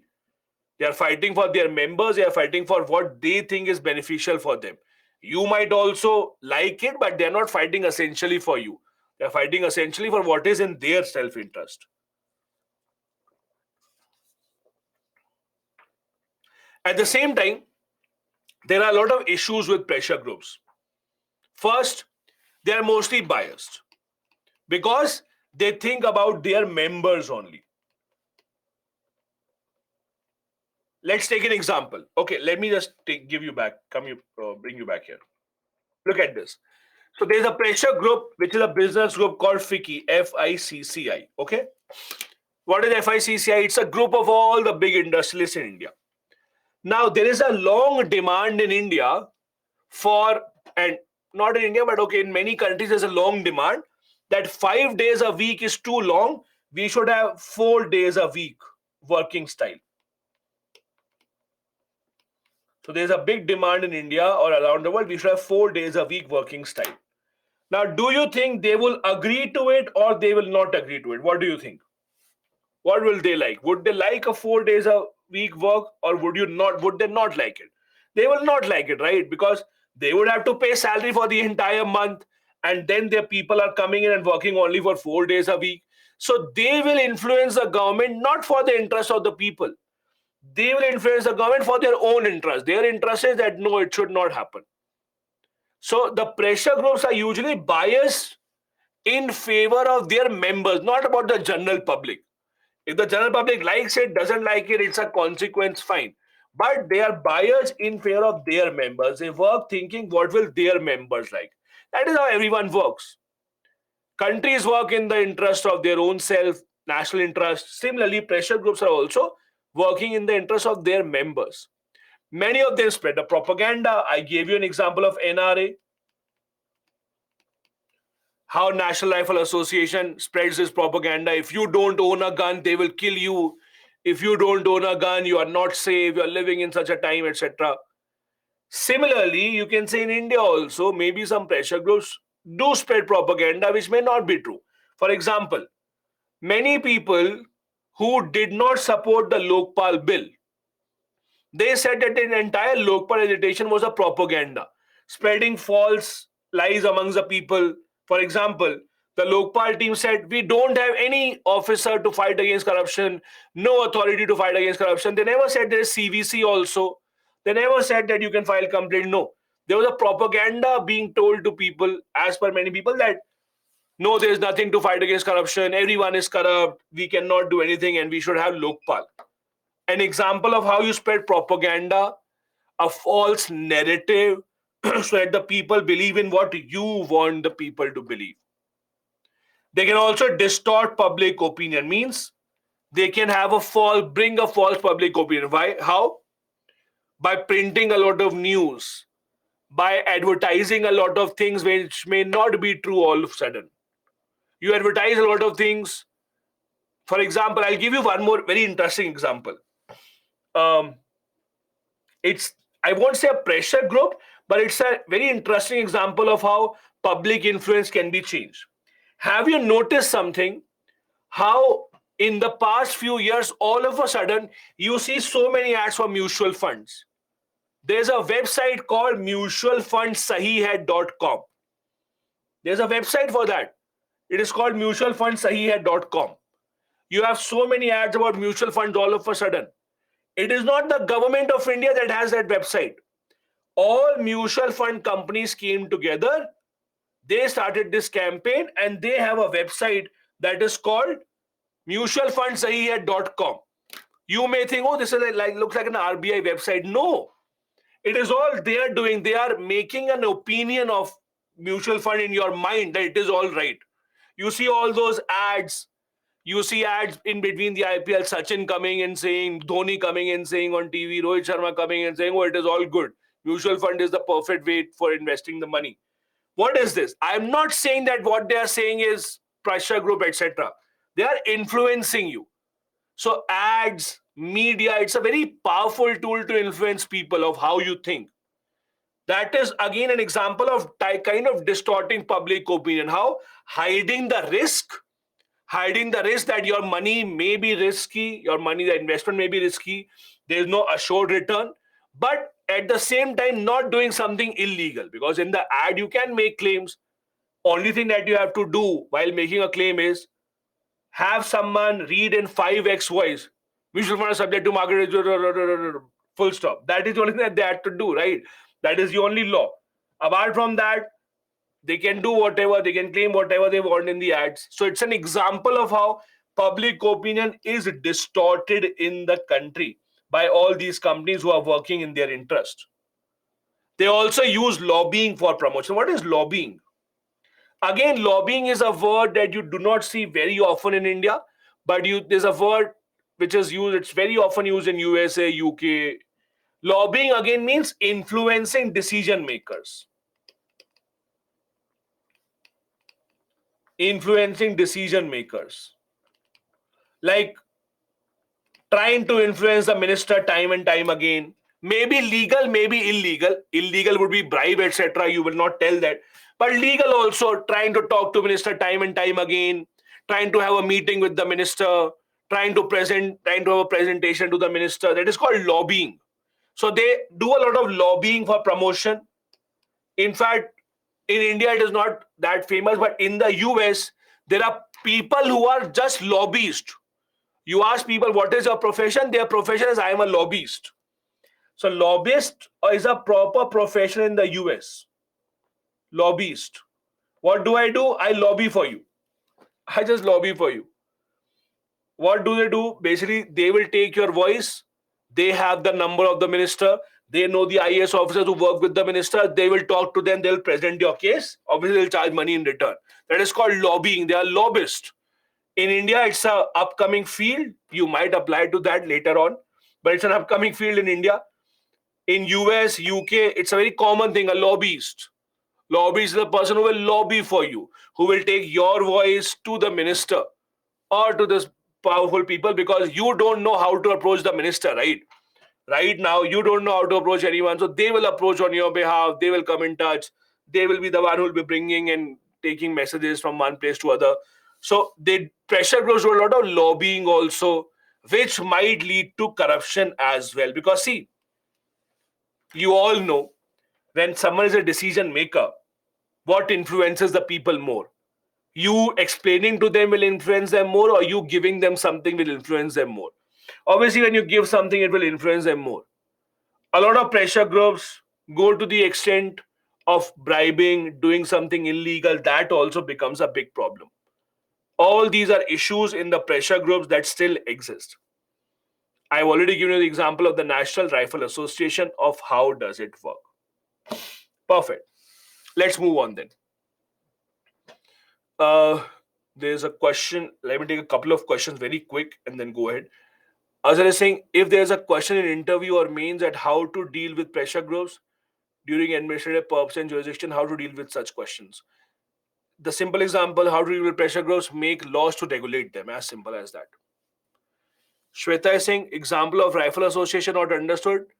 Will they establish school and show them as established by Congress? No. Anyone can establish a school. If you want to establish a school, who's stopping you to establish a school? Make a school, run that school free of cost. Who's stopping you? No one. So NRA can also do this. Then I have a question from Satyam. Satyam, I've already answered your question of Uniform Civil Code and Minority Commission. Then Zeba is saying gun license is very common in US. No, Zeba. In US, you do not require a license for a gun for most of the guns. For very high level guns like AK-47, etc., then you need a license. But for common guns, you don't need a license. So a lot of guns, you can just go into D-Mart, Big Bazaar, common general store, go buy a gun and then come out. As simple as that. Okay, let's go back then. Misbah, I have answered your question about Niti Aayog multiple times. If you're not listening to the answer, what can I do? I've answered this question multiple times, but I can't answer the same question time and time again, right? Let's come back then. The next is the role played in our society by the NGOs and the self-help groups. What are NGOs? What are self-help groups? Let's start with them one by one. Let's start with the NGOs first. NGO means non-government organization. Non-government organization. So basically, those organizations which are not formed by the government, but may be doing a job which the government is supposed to do. Helping people, promoting the interests of the people, helping them earn money. So NGOs are those kind of organizations. They may not be formed, or they are not formed by the NGO, or they are not formed by the government, I'm sorry, but they are doing a similar kind of a job that the government is usually supposed to do. NGOs can be self-serving. Self-serving means those who basically serve their members. It can be others serving, they serve the society. Let's take a simple example. Let us assume that, so wherever you live, you will see there's a park nearby your place, anywhere you live, opposite to your house, some distance from the house, there's a park nearby your house, right? In that park, you will see in the morning, many old people come and jog and walk, and they have formed a group. Let's assume these old people in the park, they have formed a group. They have formed a group, and the logic is, if any one of their members falls sick, then other people will come and help him out. They have a WhatsApp group that if you are sick, you want money, you need help, whatever, you just WhatsApp this, we will come and help you. It's an example of a group which is self-serving. They're not serving anyone outside the group. They're not helping outside the group. They're helping the members of the group. So that's an example of a self-serving NGO, where you form an NGO, and the logic is the members of the NGO who are working will help each other. They will help them in whatever way that they require. Then there are society serving. Society serving basically means NGOs, for example, which let's say are into education. They teach people free of cost. They are into healthcare. They treat people free of cost. There can be many one. Let's say there are legal NGOs. They help people with their cases, etc., free of cost. So they are not restricted to their members. They are helping people at large in the society. That is a society serving. So there are different types of NGOs formed for different purposes. I'm sure you would have heard of some NGO or the other, be it working in the field of teaching, healthcare, environment, law, civil society. There are NGOs all around us doing a lot of good things. Now, apart from NGOs, these are different types of civil society organizations. Civil society organization means, again, organizations apart from the government. In the society, there are different types of organizations that we see that are working very closely with the government. Civil rights advocacy organization. What are these? Let me give you an example. Have you heard of something called NAS Foundation? Have you ever heard of this NAS Foundation? If yes, where have you heard? Where have you heard the name?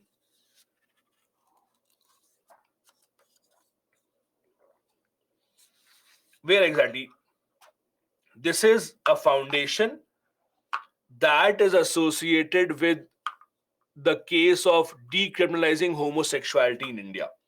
So they were the ones who filed a case in the Delhi High Court saying that homosexuality should be decriminalized. It was because of their efforts that homosexuality got decriminalized in India. So again, it's an example of civil rights advocacy organization. They are advocating, they are propagating the civil rights of the common people, fighting case for them, helping people. So that's an example. There are farmer groups, etc., as we just discussed, business-based groups, labor unions, etc. Then international peace organizations, for example, uh, Red Cross, let's say,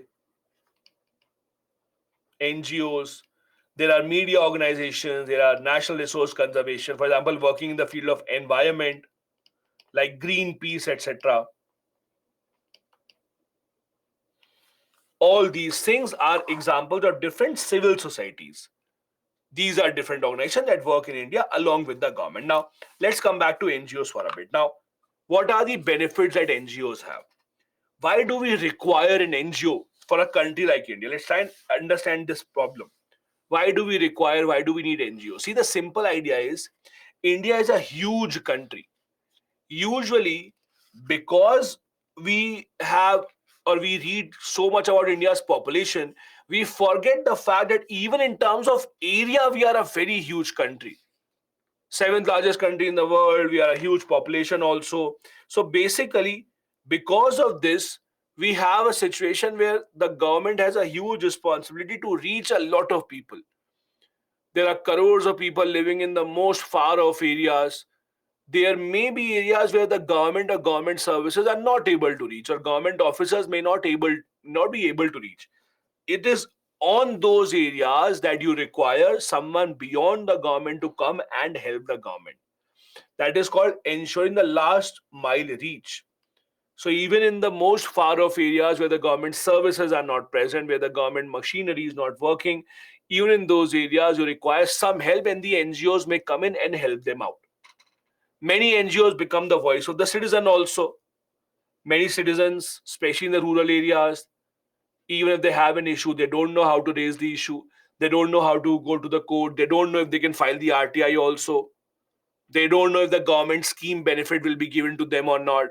They don't know how to apply for a government scheme. All of these are problems that people face if they don't have enough education.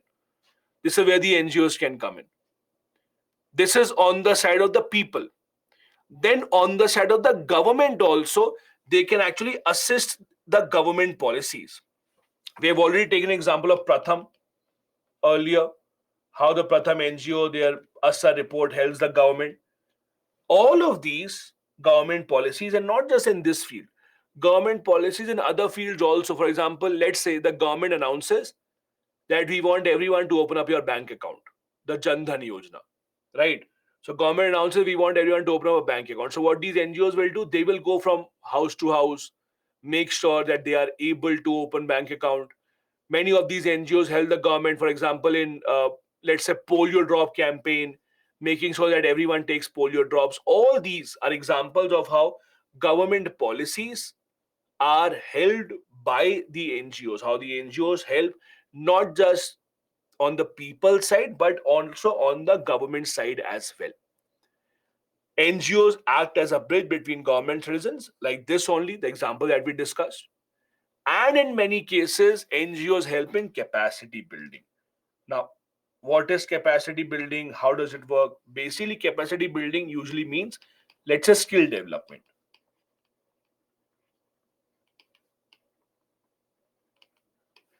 So, a lot of NGOs, what they will do is they will provide skills to the people so that they can start earning.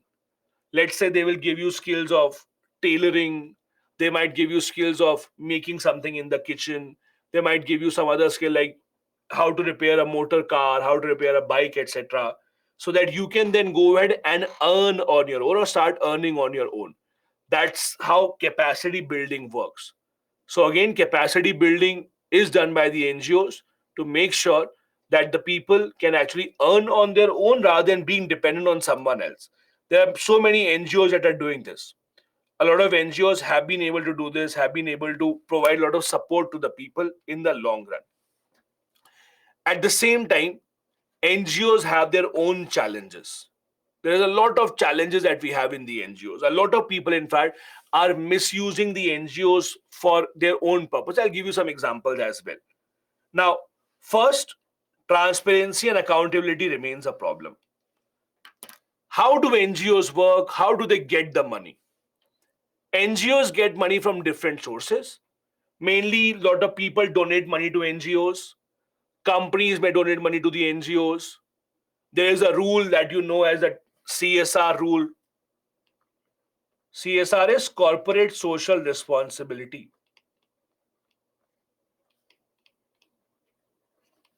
Corporate social responsibility. It is called as a 2% rule. So 2% of your profit you have to spend on social issues, on social factors. So a lot of these big companies donate 2% of their profit to NGOs so that they can go ahead and work. The problem is when you look at these NGOs, not all of them are very transparent because they are not government organizations. So you don't really know how are they spending the money. There is no proper auditing that is done. And a lot of NGOs, many of them are not accountable to the people. So, for example, if an NGO says that we will be educating people, and if even after they took all the classes, even after that, the result of the people did not improve, there is no accountability of the NGO that why did you not do it? Because for NGOs, they can say, oh, we tried. We don't have we don't have an aim that we have to achieve. We don't have a target that we have to achieve. So there is lack of accountability on the part of the NGO that if they are not meeting their target, then what should they do? There's lack of transparency also on the part of the NGO. You don't know how the money is going, where the money is going, etc. I'll give you an example. I'll give you an example. It's a real example. So this is an example of Delhi. Uh, we used to live in Delhi, me and my wife used to work in an NGO for some time. So, and this is a real example. We were living in a building in Delhi. We were in second floor. There was a family living at the fourth floor, and I knew this person living at the fourth floor. Just hi, hello, kind of a thing. Now, this person, let's call him X. This person knew that, for example, my wife works in an NGO. So what happened was one evening we were just walking around, just taking around. So he came to us. He said hi, hello, and he said to my wife that you work in an NGO, right? So this guy said that I have a client. This Mr. X said, I have a client who is a big businessman, this client will give you 40 crore rupees to your NGO. This client will give you 40 crore rupees. Why? Because the rule is, if you're making from your company, 2% of your profit has to be spent in this kind of activity. So again, this guy says that my client will give you 40 crore rupees. The condition is you give back 30 crore to us in cash, means black money. You give back 30 crore in cash. Remaining 10 crore, what do you do? We don't mind. Don't tell us. We are not asking. Whatever you do with the remaining 10 crore, you do that. Now, obviously, nothing happened because it's a pretty small NGO, so it was not really of that scale, anyways. But just imagine if an ordinary person can offer something like this, that 40 crores I'll give you, 30 give me cash in back, 10 you will do whatever you want. Just imagine this game being played at a larger level. Just imagine at a larger level how crores and crores and crores of rupees would be just spent just to save taxes. So NGOs are also a lot of times used for this malpractice, that you will show in your income tax, I have donated the money, you don't have to pay taxes, then you take it back in the form of cash. So it all becomes a big problem.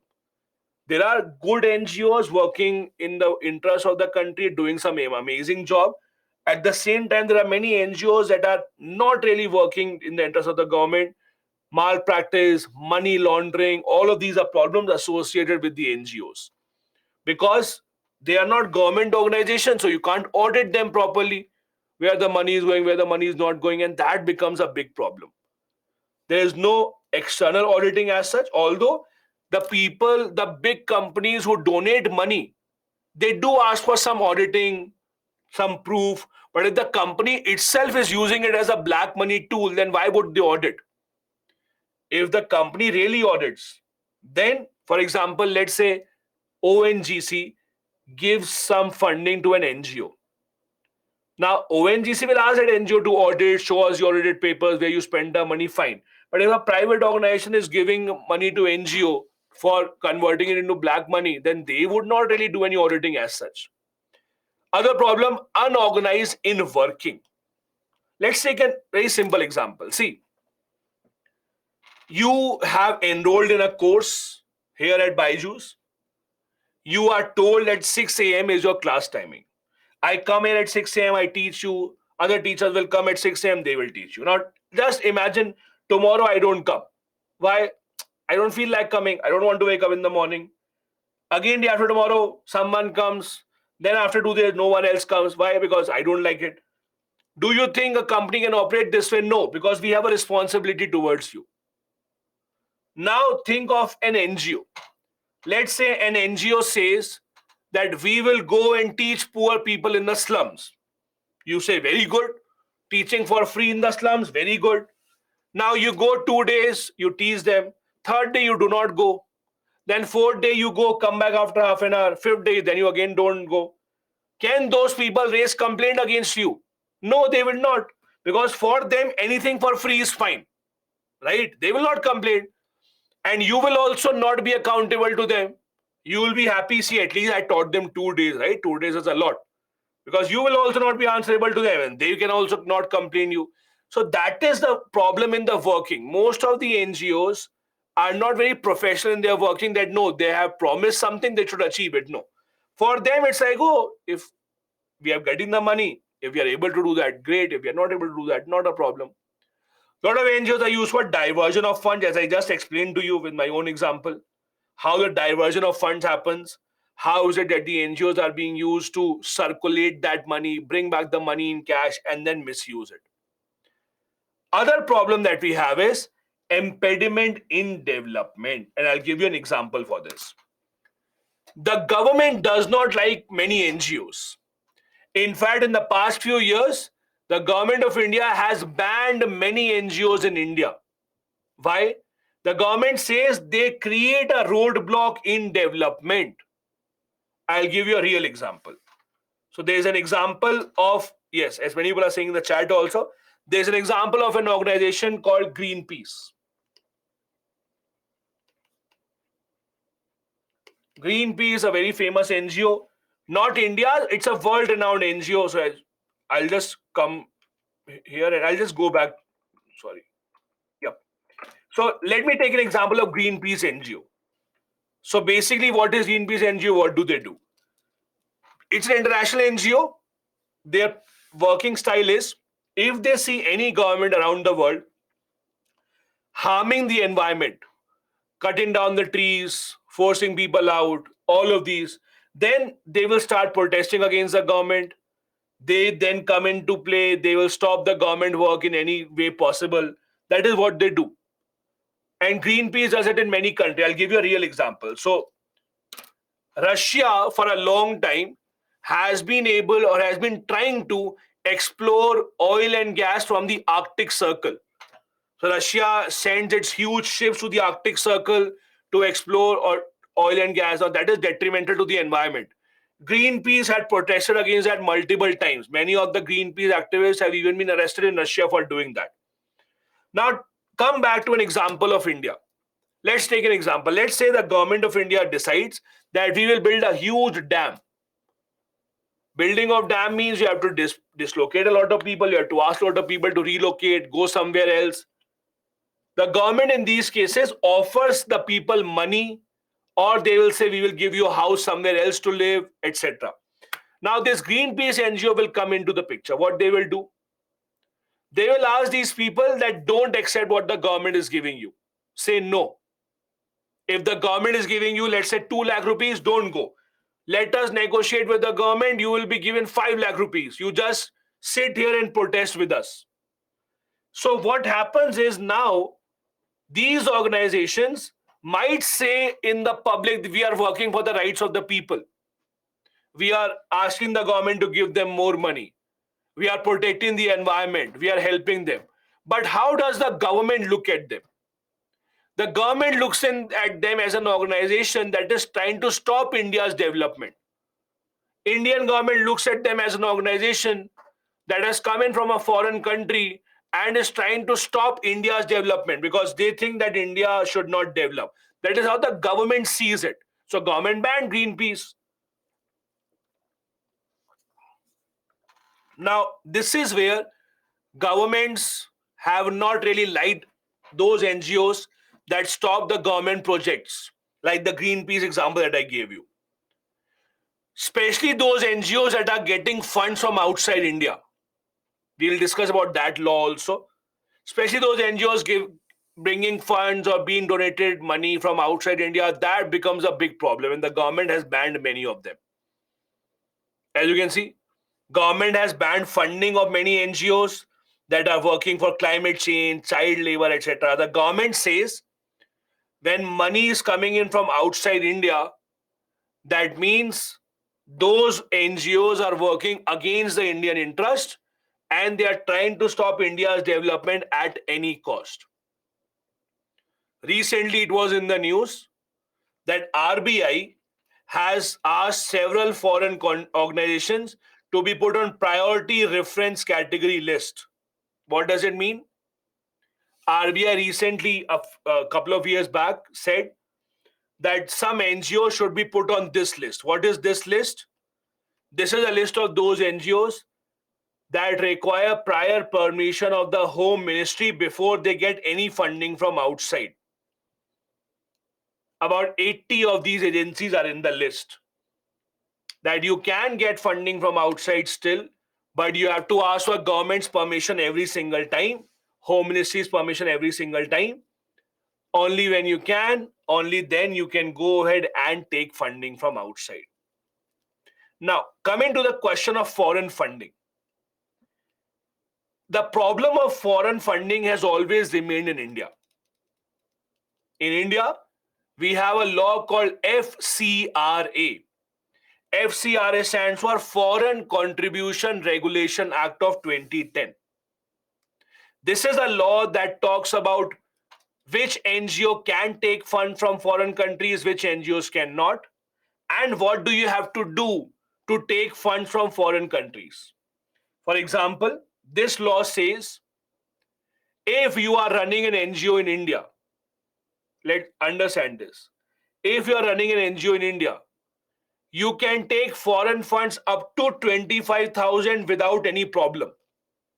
If someone is donating you money from outside India, up to rupees 25,000 you can take from them, not a problem.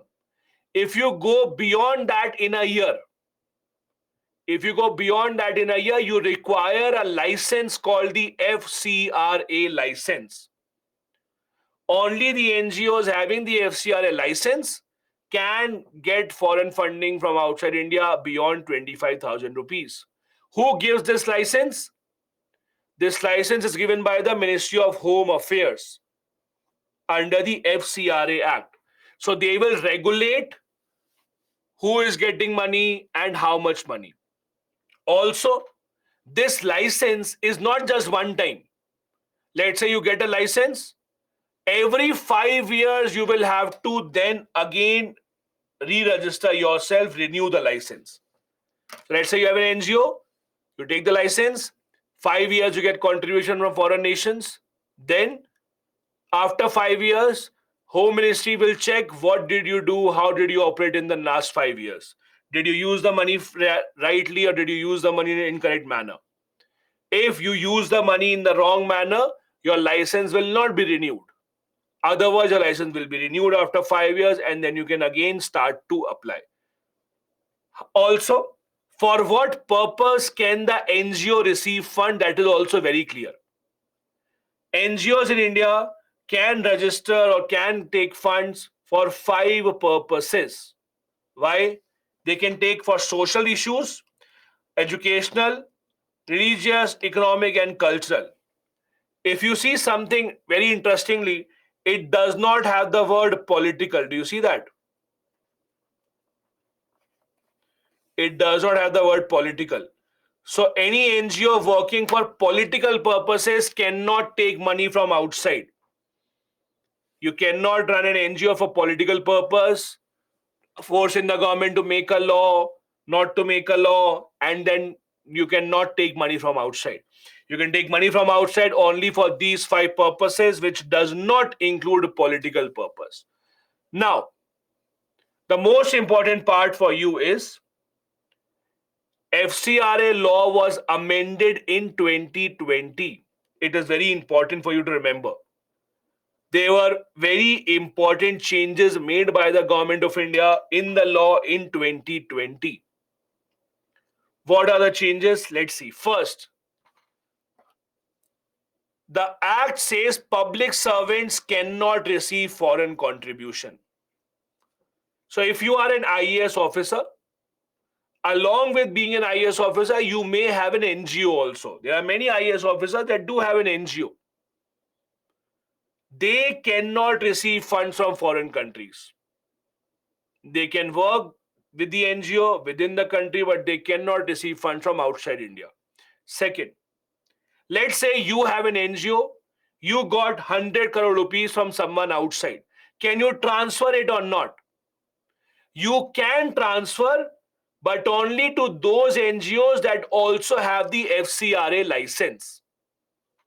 So is transfer of funds allowed? Yes, it is allowed, but only those who are registered with the FCRA, not those who are not registered.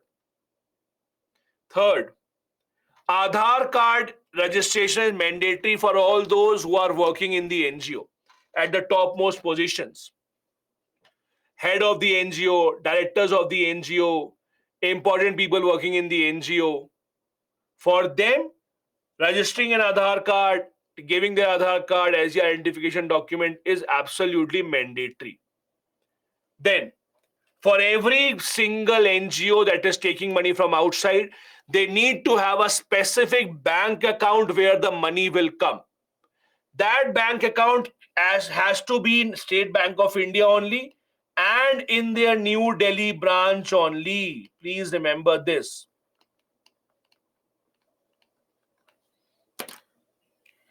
The NGOs who want to get funds from outside, they cannot take fund on in whichever account they want. They have to submit or open an account in the State Bank of India, New Delhi branch. So this is the proper New Delhi branch near the parliament. where you have to open up the account. Now, many NGOs who are obviously not working in Delhi started saying that how can we come to Delhi just to open an account? So SBI announced that you don't worry. Wherever you are in whichever city, go to the nearest SBI, submit the documents there. But the account officially will be in the New Delhi branch of State Bank of India only. Why? So that the government can control, government can regulate it. How the money is coming, where the money is going. So you have to have account here only, SBI New Delhi branch. Then, very importantly, there is a limit of 20% on administrative expenses. What does it mean? Let's try and understand.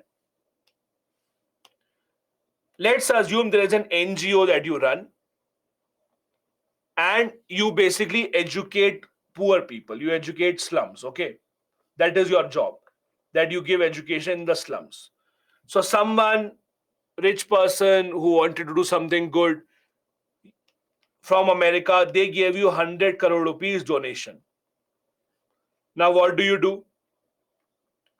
You think, oh, 100 crore first. First, let me buy a good car. Why? Because I have to travel so much. I have to go to slum. I can't go in a bike, man. I have to buy a car. So you buy a car first. Yes, absolutely necessary, right? Then what do? Then you obviously buy a good bungalow. Because, see, you can't really work without a good bungalow, right? You require space to think, make your PPT, etc. Very important. Then what do? You hire 5 servants because you will be very busy teaching. So who will cook food? Who will clean your house? Required, right? And you say that all of this is for the NGO only, not your own. You are public servant. That's all or NGO. All this is administrative expense. All this is administrative expenses.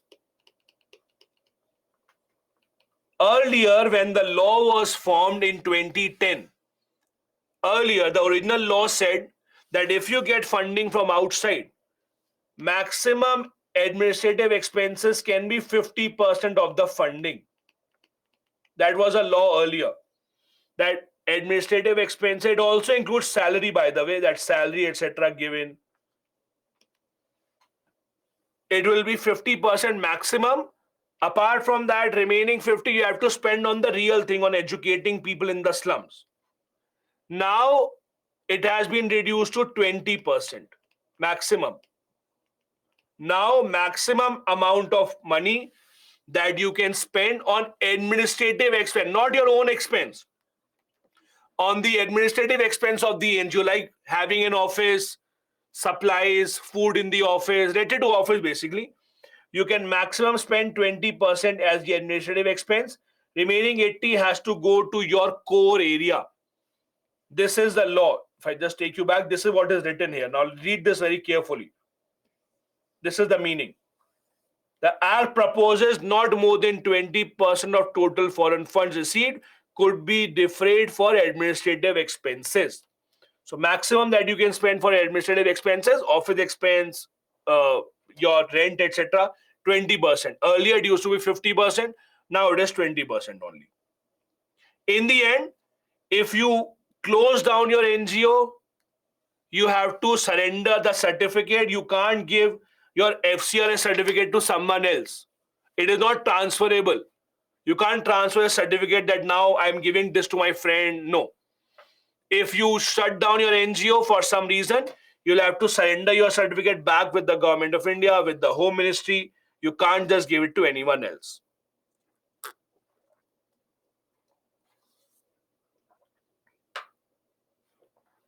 So, all these are amendments, all these are changes that have been introduced in the Act in 2020. This is how the Act looks like now. Now, there are some issues related to the FCRA Act that have been in the news. One, there is no guidance on public interest. What do you mean by this? So basically, the government of India has the power to ban NGOs under public interest. They will say that no, this NGO will not be given the license. Why? In the public interest. Now, what is public interest? No one knows.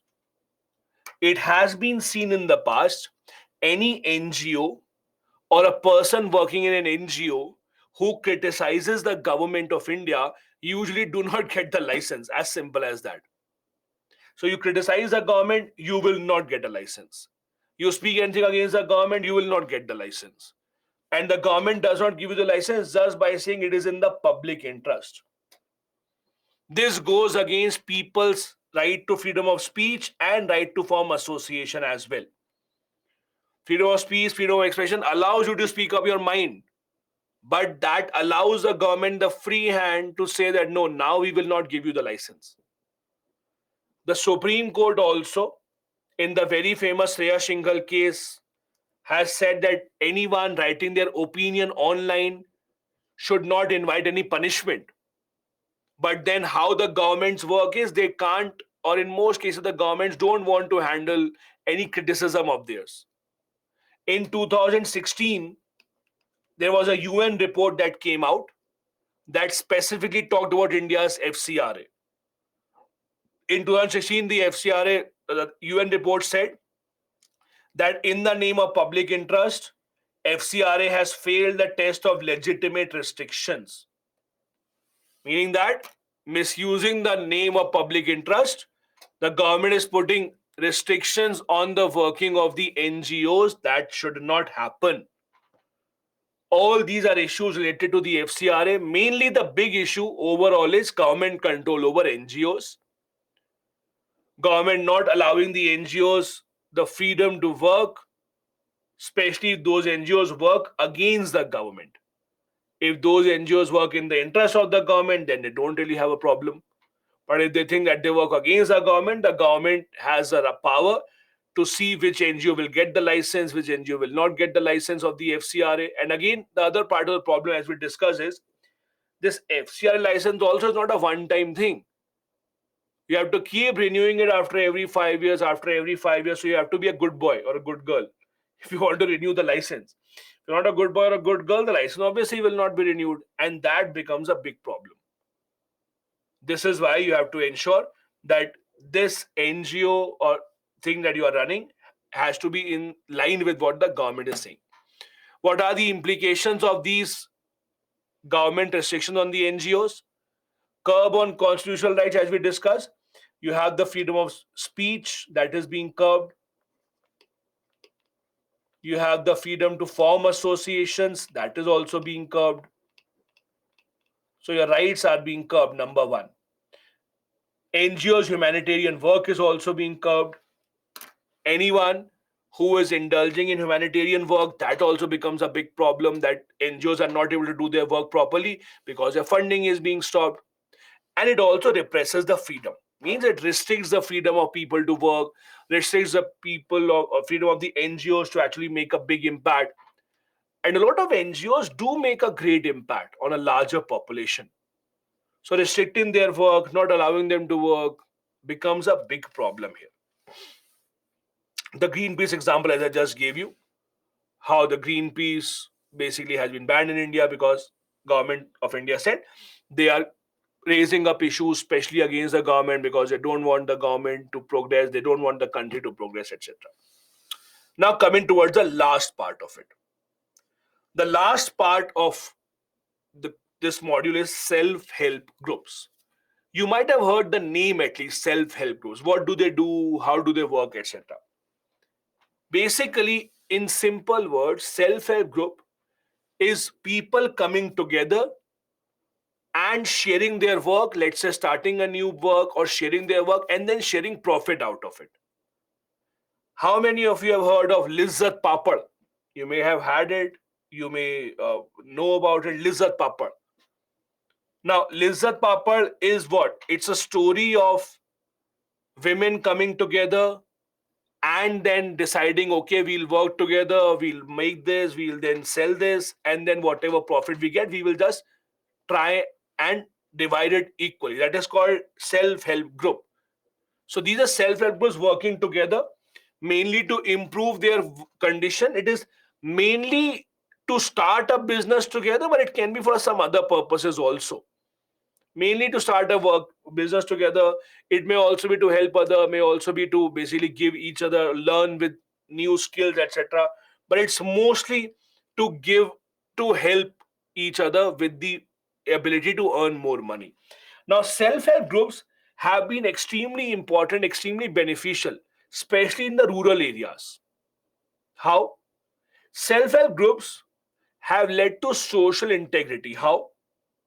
When people become members of self-help group, we don't discriminate on the basis of caste or religion, that no, you can't become a member or you're of this caste. You can't become a member, you're of this religion. No.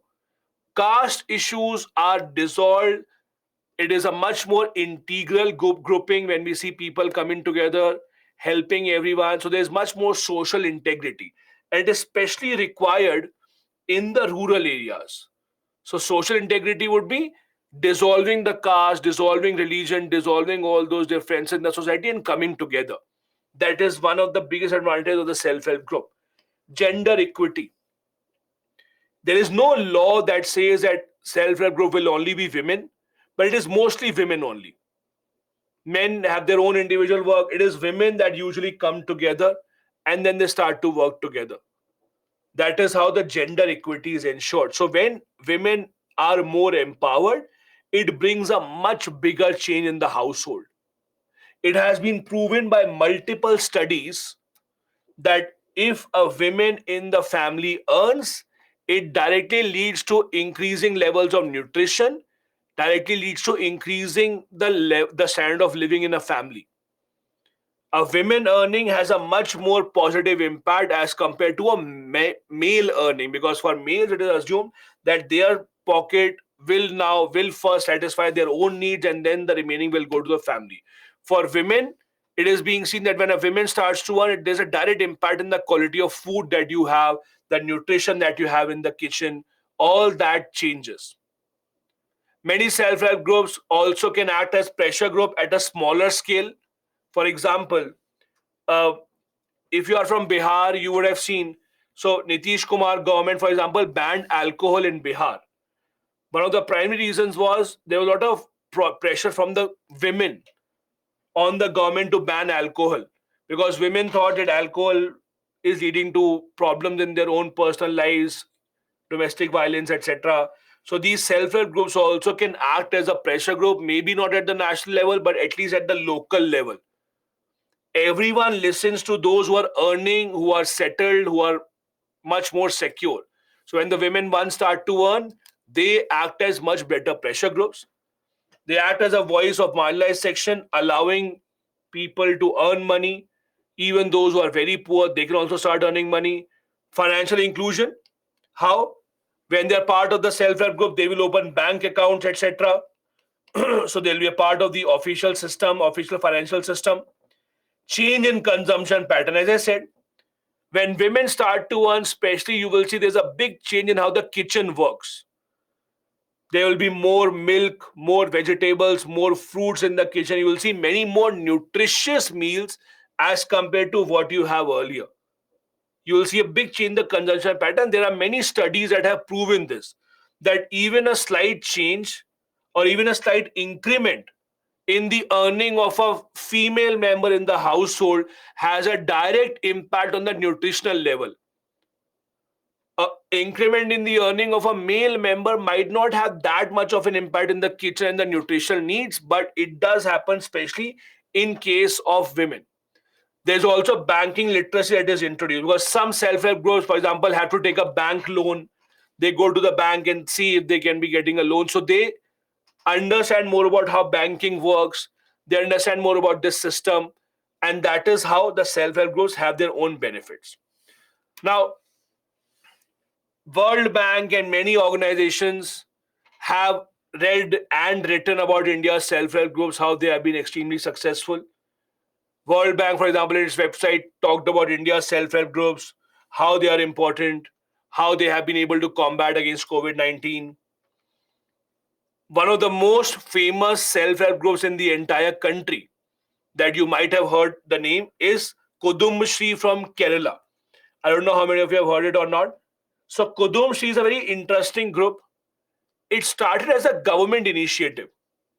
So it was a government of Kerala a long time back that started this group, Kudumshri. It started as a group of women working together on very small things, let's say making pickle, making small kind of things and then selling it.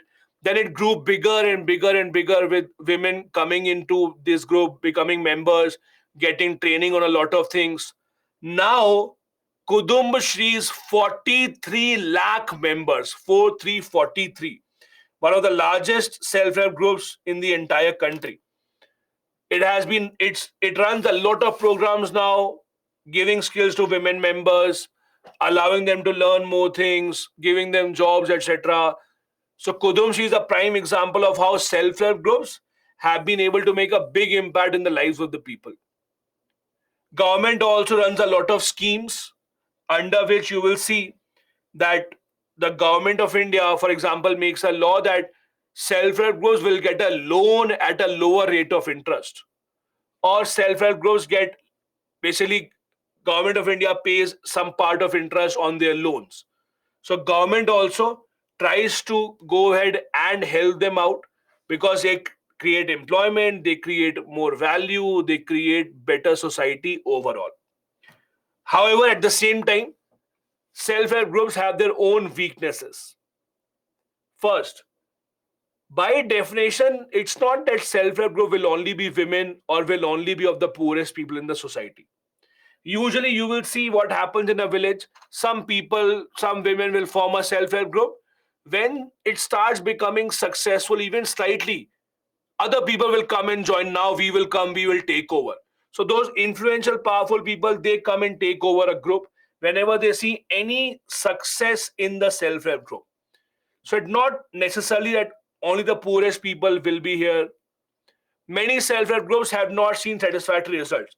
Some of them are examples of success stories. We see Kudum Shri. I gave an example of Lizzat Papad also. But you will not hear about most of them. The results are not satisfactory for various reasons. Maybe when money starts coming in, they have a problem. When money starts coming in, they think that now how to distribute money. There's fight amongst themselves. There's lack of skills to compete as well. Let's take a simple example. See, when the self-help groups, let's assume there's a self-help group that is making pickles, okay? They don't have machines, they are doing it by their hands. So the cost at which they will make the pickle will obviously be higher than the companies, right? Let's say there's a big company that makes a pickle and sells it in the market for rupees 100. Then there's a self-help group that is doing everything by hand. So they don't have machine, their cost will be higher. Let's say they sell it at rupees 130. Now, when you go to the market to buy pickle, you might know that, oh, this is made by self-help group.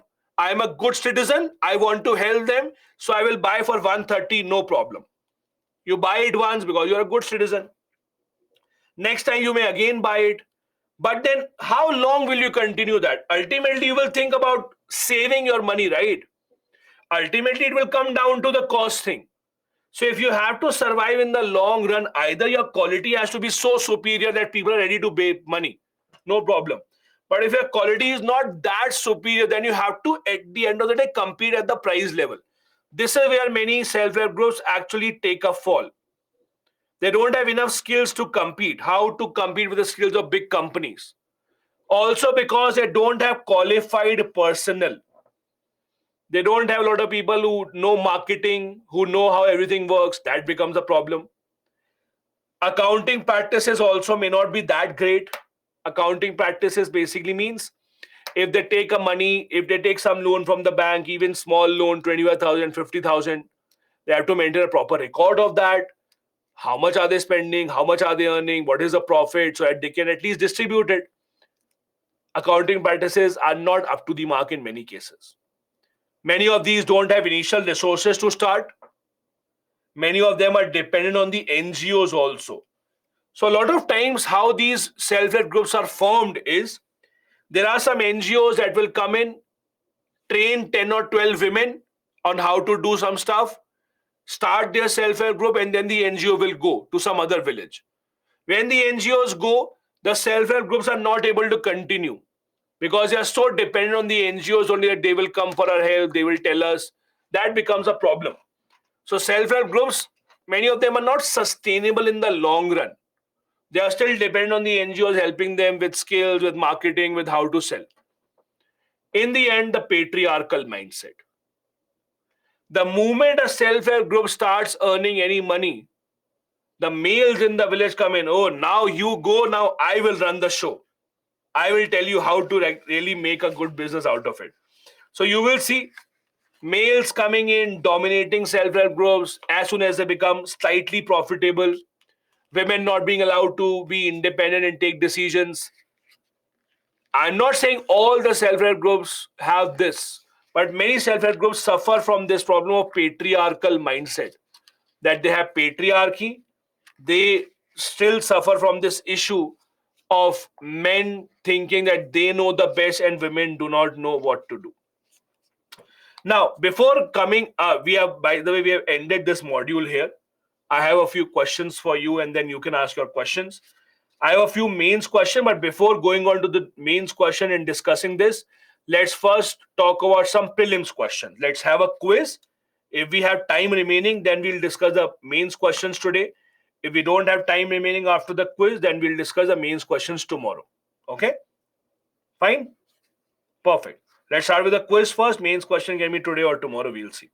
This is your first question asked in 2012. Read this carefully. Let's see if you can answer this. Maybe slightly tougher because some points you might not have heard of. Let's see. This was asked in 2011.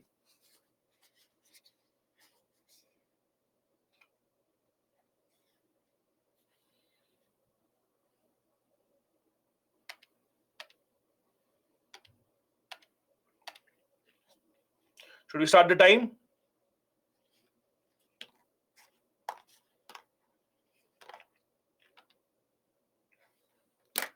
Tell me.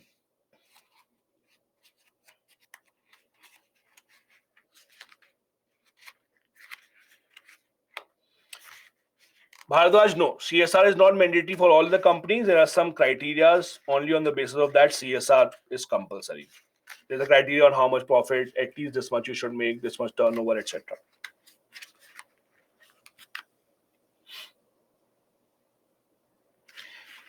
And your time is up. 46% people answered this correctly. This is C. Now, if you look at the question, first statement, very easy. We did discuss about this. Establish, manage education institutions. Second is wrong. There is no reservation as such for minority community in the Lok Sabha. Earlier, there used to be Anglo-Indian reservation. Now we have SC/ST reservation, but there's no minority reservation as such. Now, the third one is the one that some people may know about, some people may not know about. So basically, what is this? In 2005, the then government, Manmohan Singh government, they started something called Prime Minister's 15-point program for religious minority. So it was a big government program. It had 15 points, 15 objectives that the government wanted to achieve for religious minority. 15-point program exists even today. Even today's government has this program. They have changed certain schemes. They have included some scheme. They have removed some schemes. So this is a program for religious minorities mainly, about increasing their education status, giving them more skills, giving them more jobs, something like that. So if 1 and 3 are correct, minorities get help from this. Second is not. The answer here has to be C. Okay. Let's move on then. Second question. Let's see if we can answer this. Read this carefully.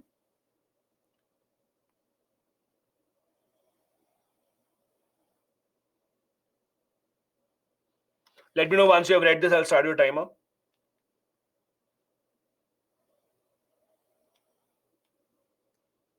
Shweta, yeah, that is a special advantage. 1 and 3 are special advantages only. Should we start? Okay. Sakib, unsatisfactory result means the NGO, the self-help groups are not able to make a profit. They are not able to run the business successfully.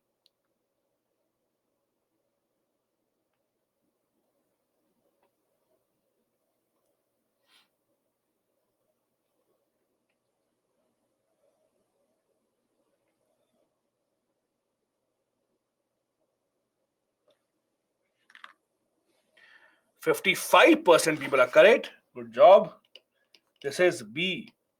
Law minister, not a member. There was a home minister. And again, number 6, not right. It is the deputy chairman of Rajya Sabha. Deputy chairman of Rajya Sabha is a member. Deputy speaker of Lok Sabha is not a member. So 1, 2, 4, and 5 are correct. The other 2 were wrong. Next, read this carefully.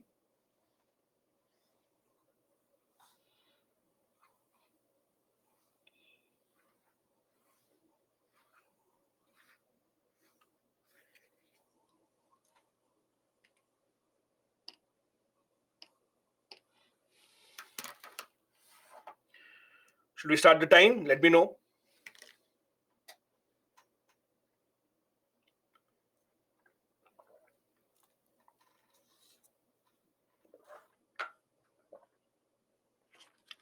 Yes, Abhijit, they can.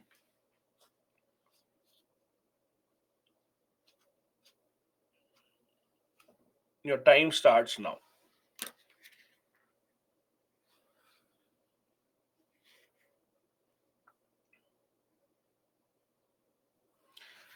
Defrayed means used, deployed, given.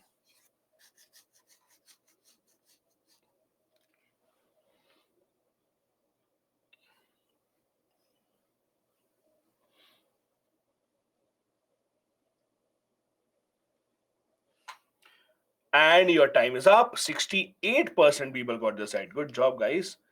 Only 2 are correct. The first one is wrong. Why? It is up to 25,000. We had discussed this. Without the FCI license, you can use or you can take donation up to 25,000. Remaining 2 are correct. Maximum administrative expense that you can have is 20%, and you cannot transfer the donation that you received to someone who does not have the FCI license. You can only do that to people having the license. So thus, the answer here is only 2 of the statements are correct. The first one here is wrong. Second and third are correct. Next, the last question for today is this. Slightly difficult. Let's see if you can answer this. By the way, just a second. This is statement number 1 from here. This is statement number 2. This is statement number 3. So there are 3 statements. Statement 1 is from here. Statement 2 and statement 3. Okay.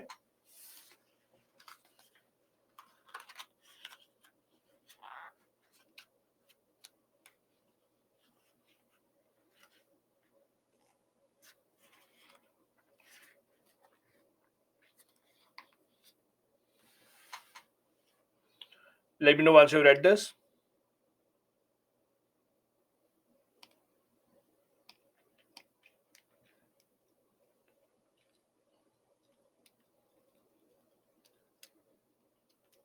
Should we start the timer?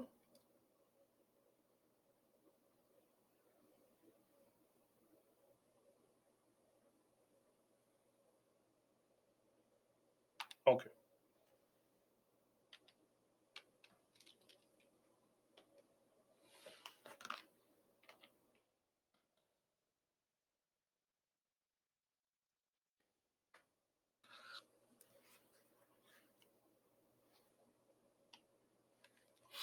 Akula, you can register your self-help group with the state government or with the center government.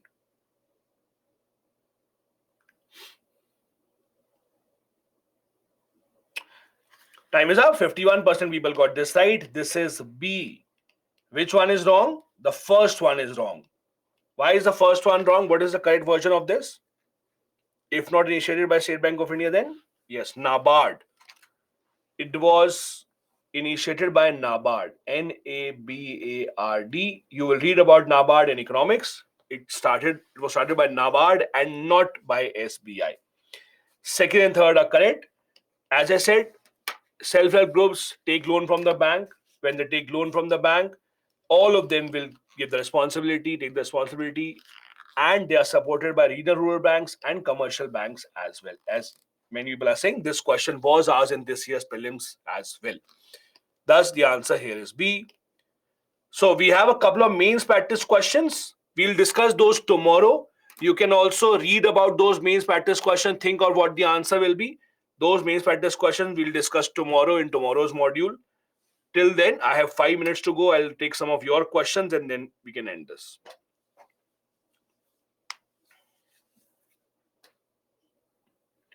Satyam is saying different between self-help group and cooperatives.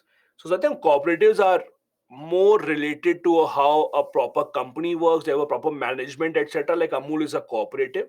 So in Amul, there's a proper hierarchy that has now been established. On the other hand, in self-help groups, there's usually no hierarchy. Informal group, people coming together. Oh yeah, leaderboard. Sorry, I forgot the leaderboard. This is the leaderboard in front of you. A lot of people have answered. 20 people have answered all the 4 questions correctly. So good job, these 20 people. Arabind, then there's Kanya, Manoj, Kritika, Sahidri, Satyam, Shay, Sriram, Snelata, SS, Tanu, Payal, Pankaj, Riya, Venkat, Shivu, Ritika, Vikas, Tushar, and Pulkit. Good job, guys. Okay. One question I have is why CSR money goes to NGO? Vinayak, it is not compulsory CSR money has to go to NGO only. So government decides what activities will be included in CSR. So if they decide education, healthcare, these kind of things, so company has to spend that much money in that sector. Company can spend it itself also, but usually companies don't want to take that much load. They give that money to an NGO and they say you go and spend that money. Many companies spend it themselves. They set up schools and give funding, etc. So it depends. Prakhar is saying organization like Akshay Patra which provide free food are also NGOs. Yes, they are NGOs only. Shriram is saying today, considering the nature of most of the news channels portals, they can be considered as pressure group. Yes, see, anyone who is pressurizing the government in any way is a pressure group, as I said. So it can be news media organization also. You can call them pressure groups. Rashmi is saying, can the license be immediately banned if government found NGO is not doing good in the society? No, Rashmi, you are not understanding. The FCRA license is not about doing good or bad for the society. FCRA license is required if you take foreign funding. So an NGO that is not abiding by the rules of foreign funding, that NGO license will be taken away. It's not about you don't require an FCRA license if you're just an NGO that is not taking fund from outside India. So that doesn't really matter. Then I have a question. Rahul is saying self-help group is a small voluntary organization of the people of same socio-economic background, corporate societies. Yeah, okay. Got it, got it, got it. Niranjan is saying, what if FCRA certificate is illegally transferred? Niranjan, you tell me what happens if anything is done illegally. You tell me the answer is the same. What happens if you do something illegally? The same will happen in this case also. Then, okay, let's see. Pawan is saying, what is strategic partnership from IRC? There is no proper definition of strategic partnership. Strategic partnership simply signifies that countries are willing to share more information at a higher level. Like what are their strategic interests? Like our strategic interest, long-term interest is having safety in the Indo-Pacific. Our strategic interest is to invest more in AI. So in that strategic interest, they will help us. But it's difficult to point out one single definition of strategic partnership. It is just a level, for example, that oh, these two are strategic partners now. Now they will have same strategy, similar kind of strategies for big areas. That is how it usually works. Yes, I agree. Next module is civil services, role of civil services, UPSC, etc. That is the next module. Perfect. Let's end it here. Thank you so much for joining in. We'll see you tomorrow. The SME is still here. Please keep on asking your questions. Think some about the mains questions that are in this module, 2 of them.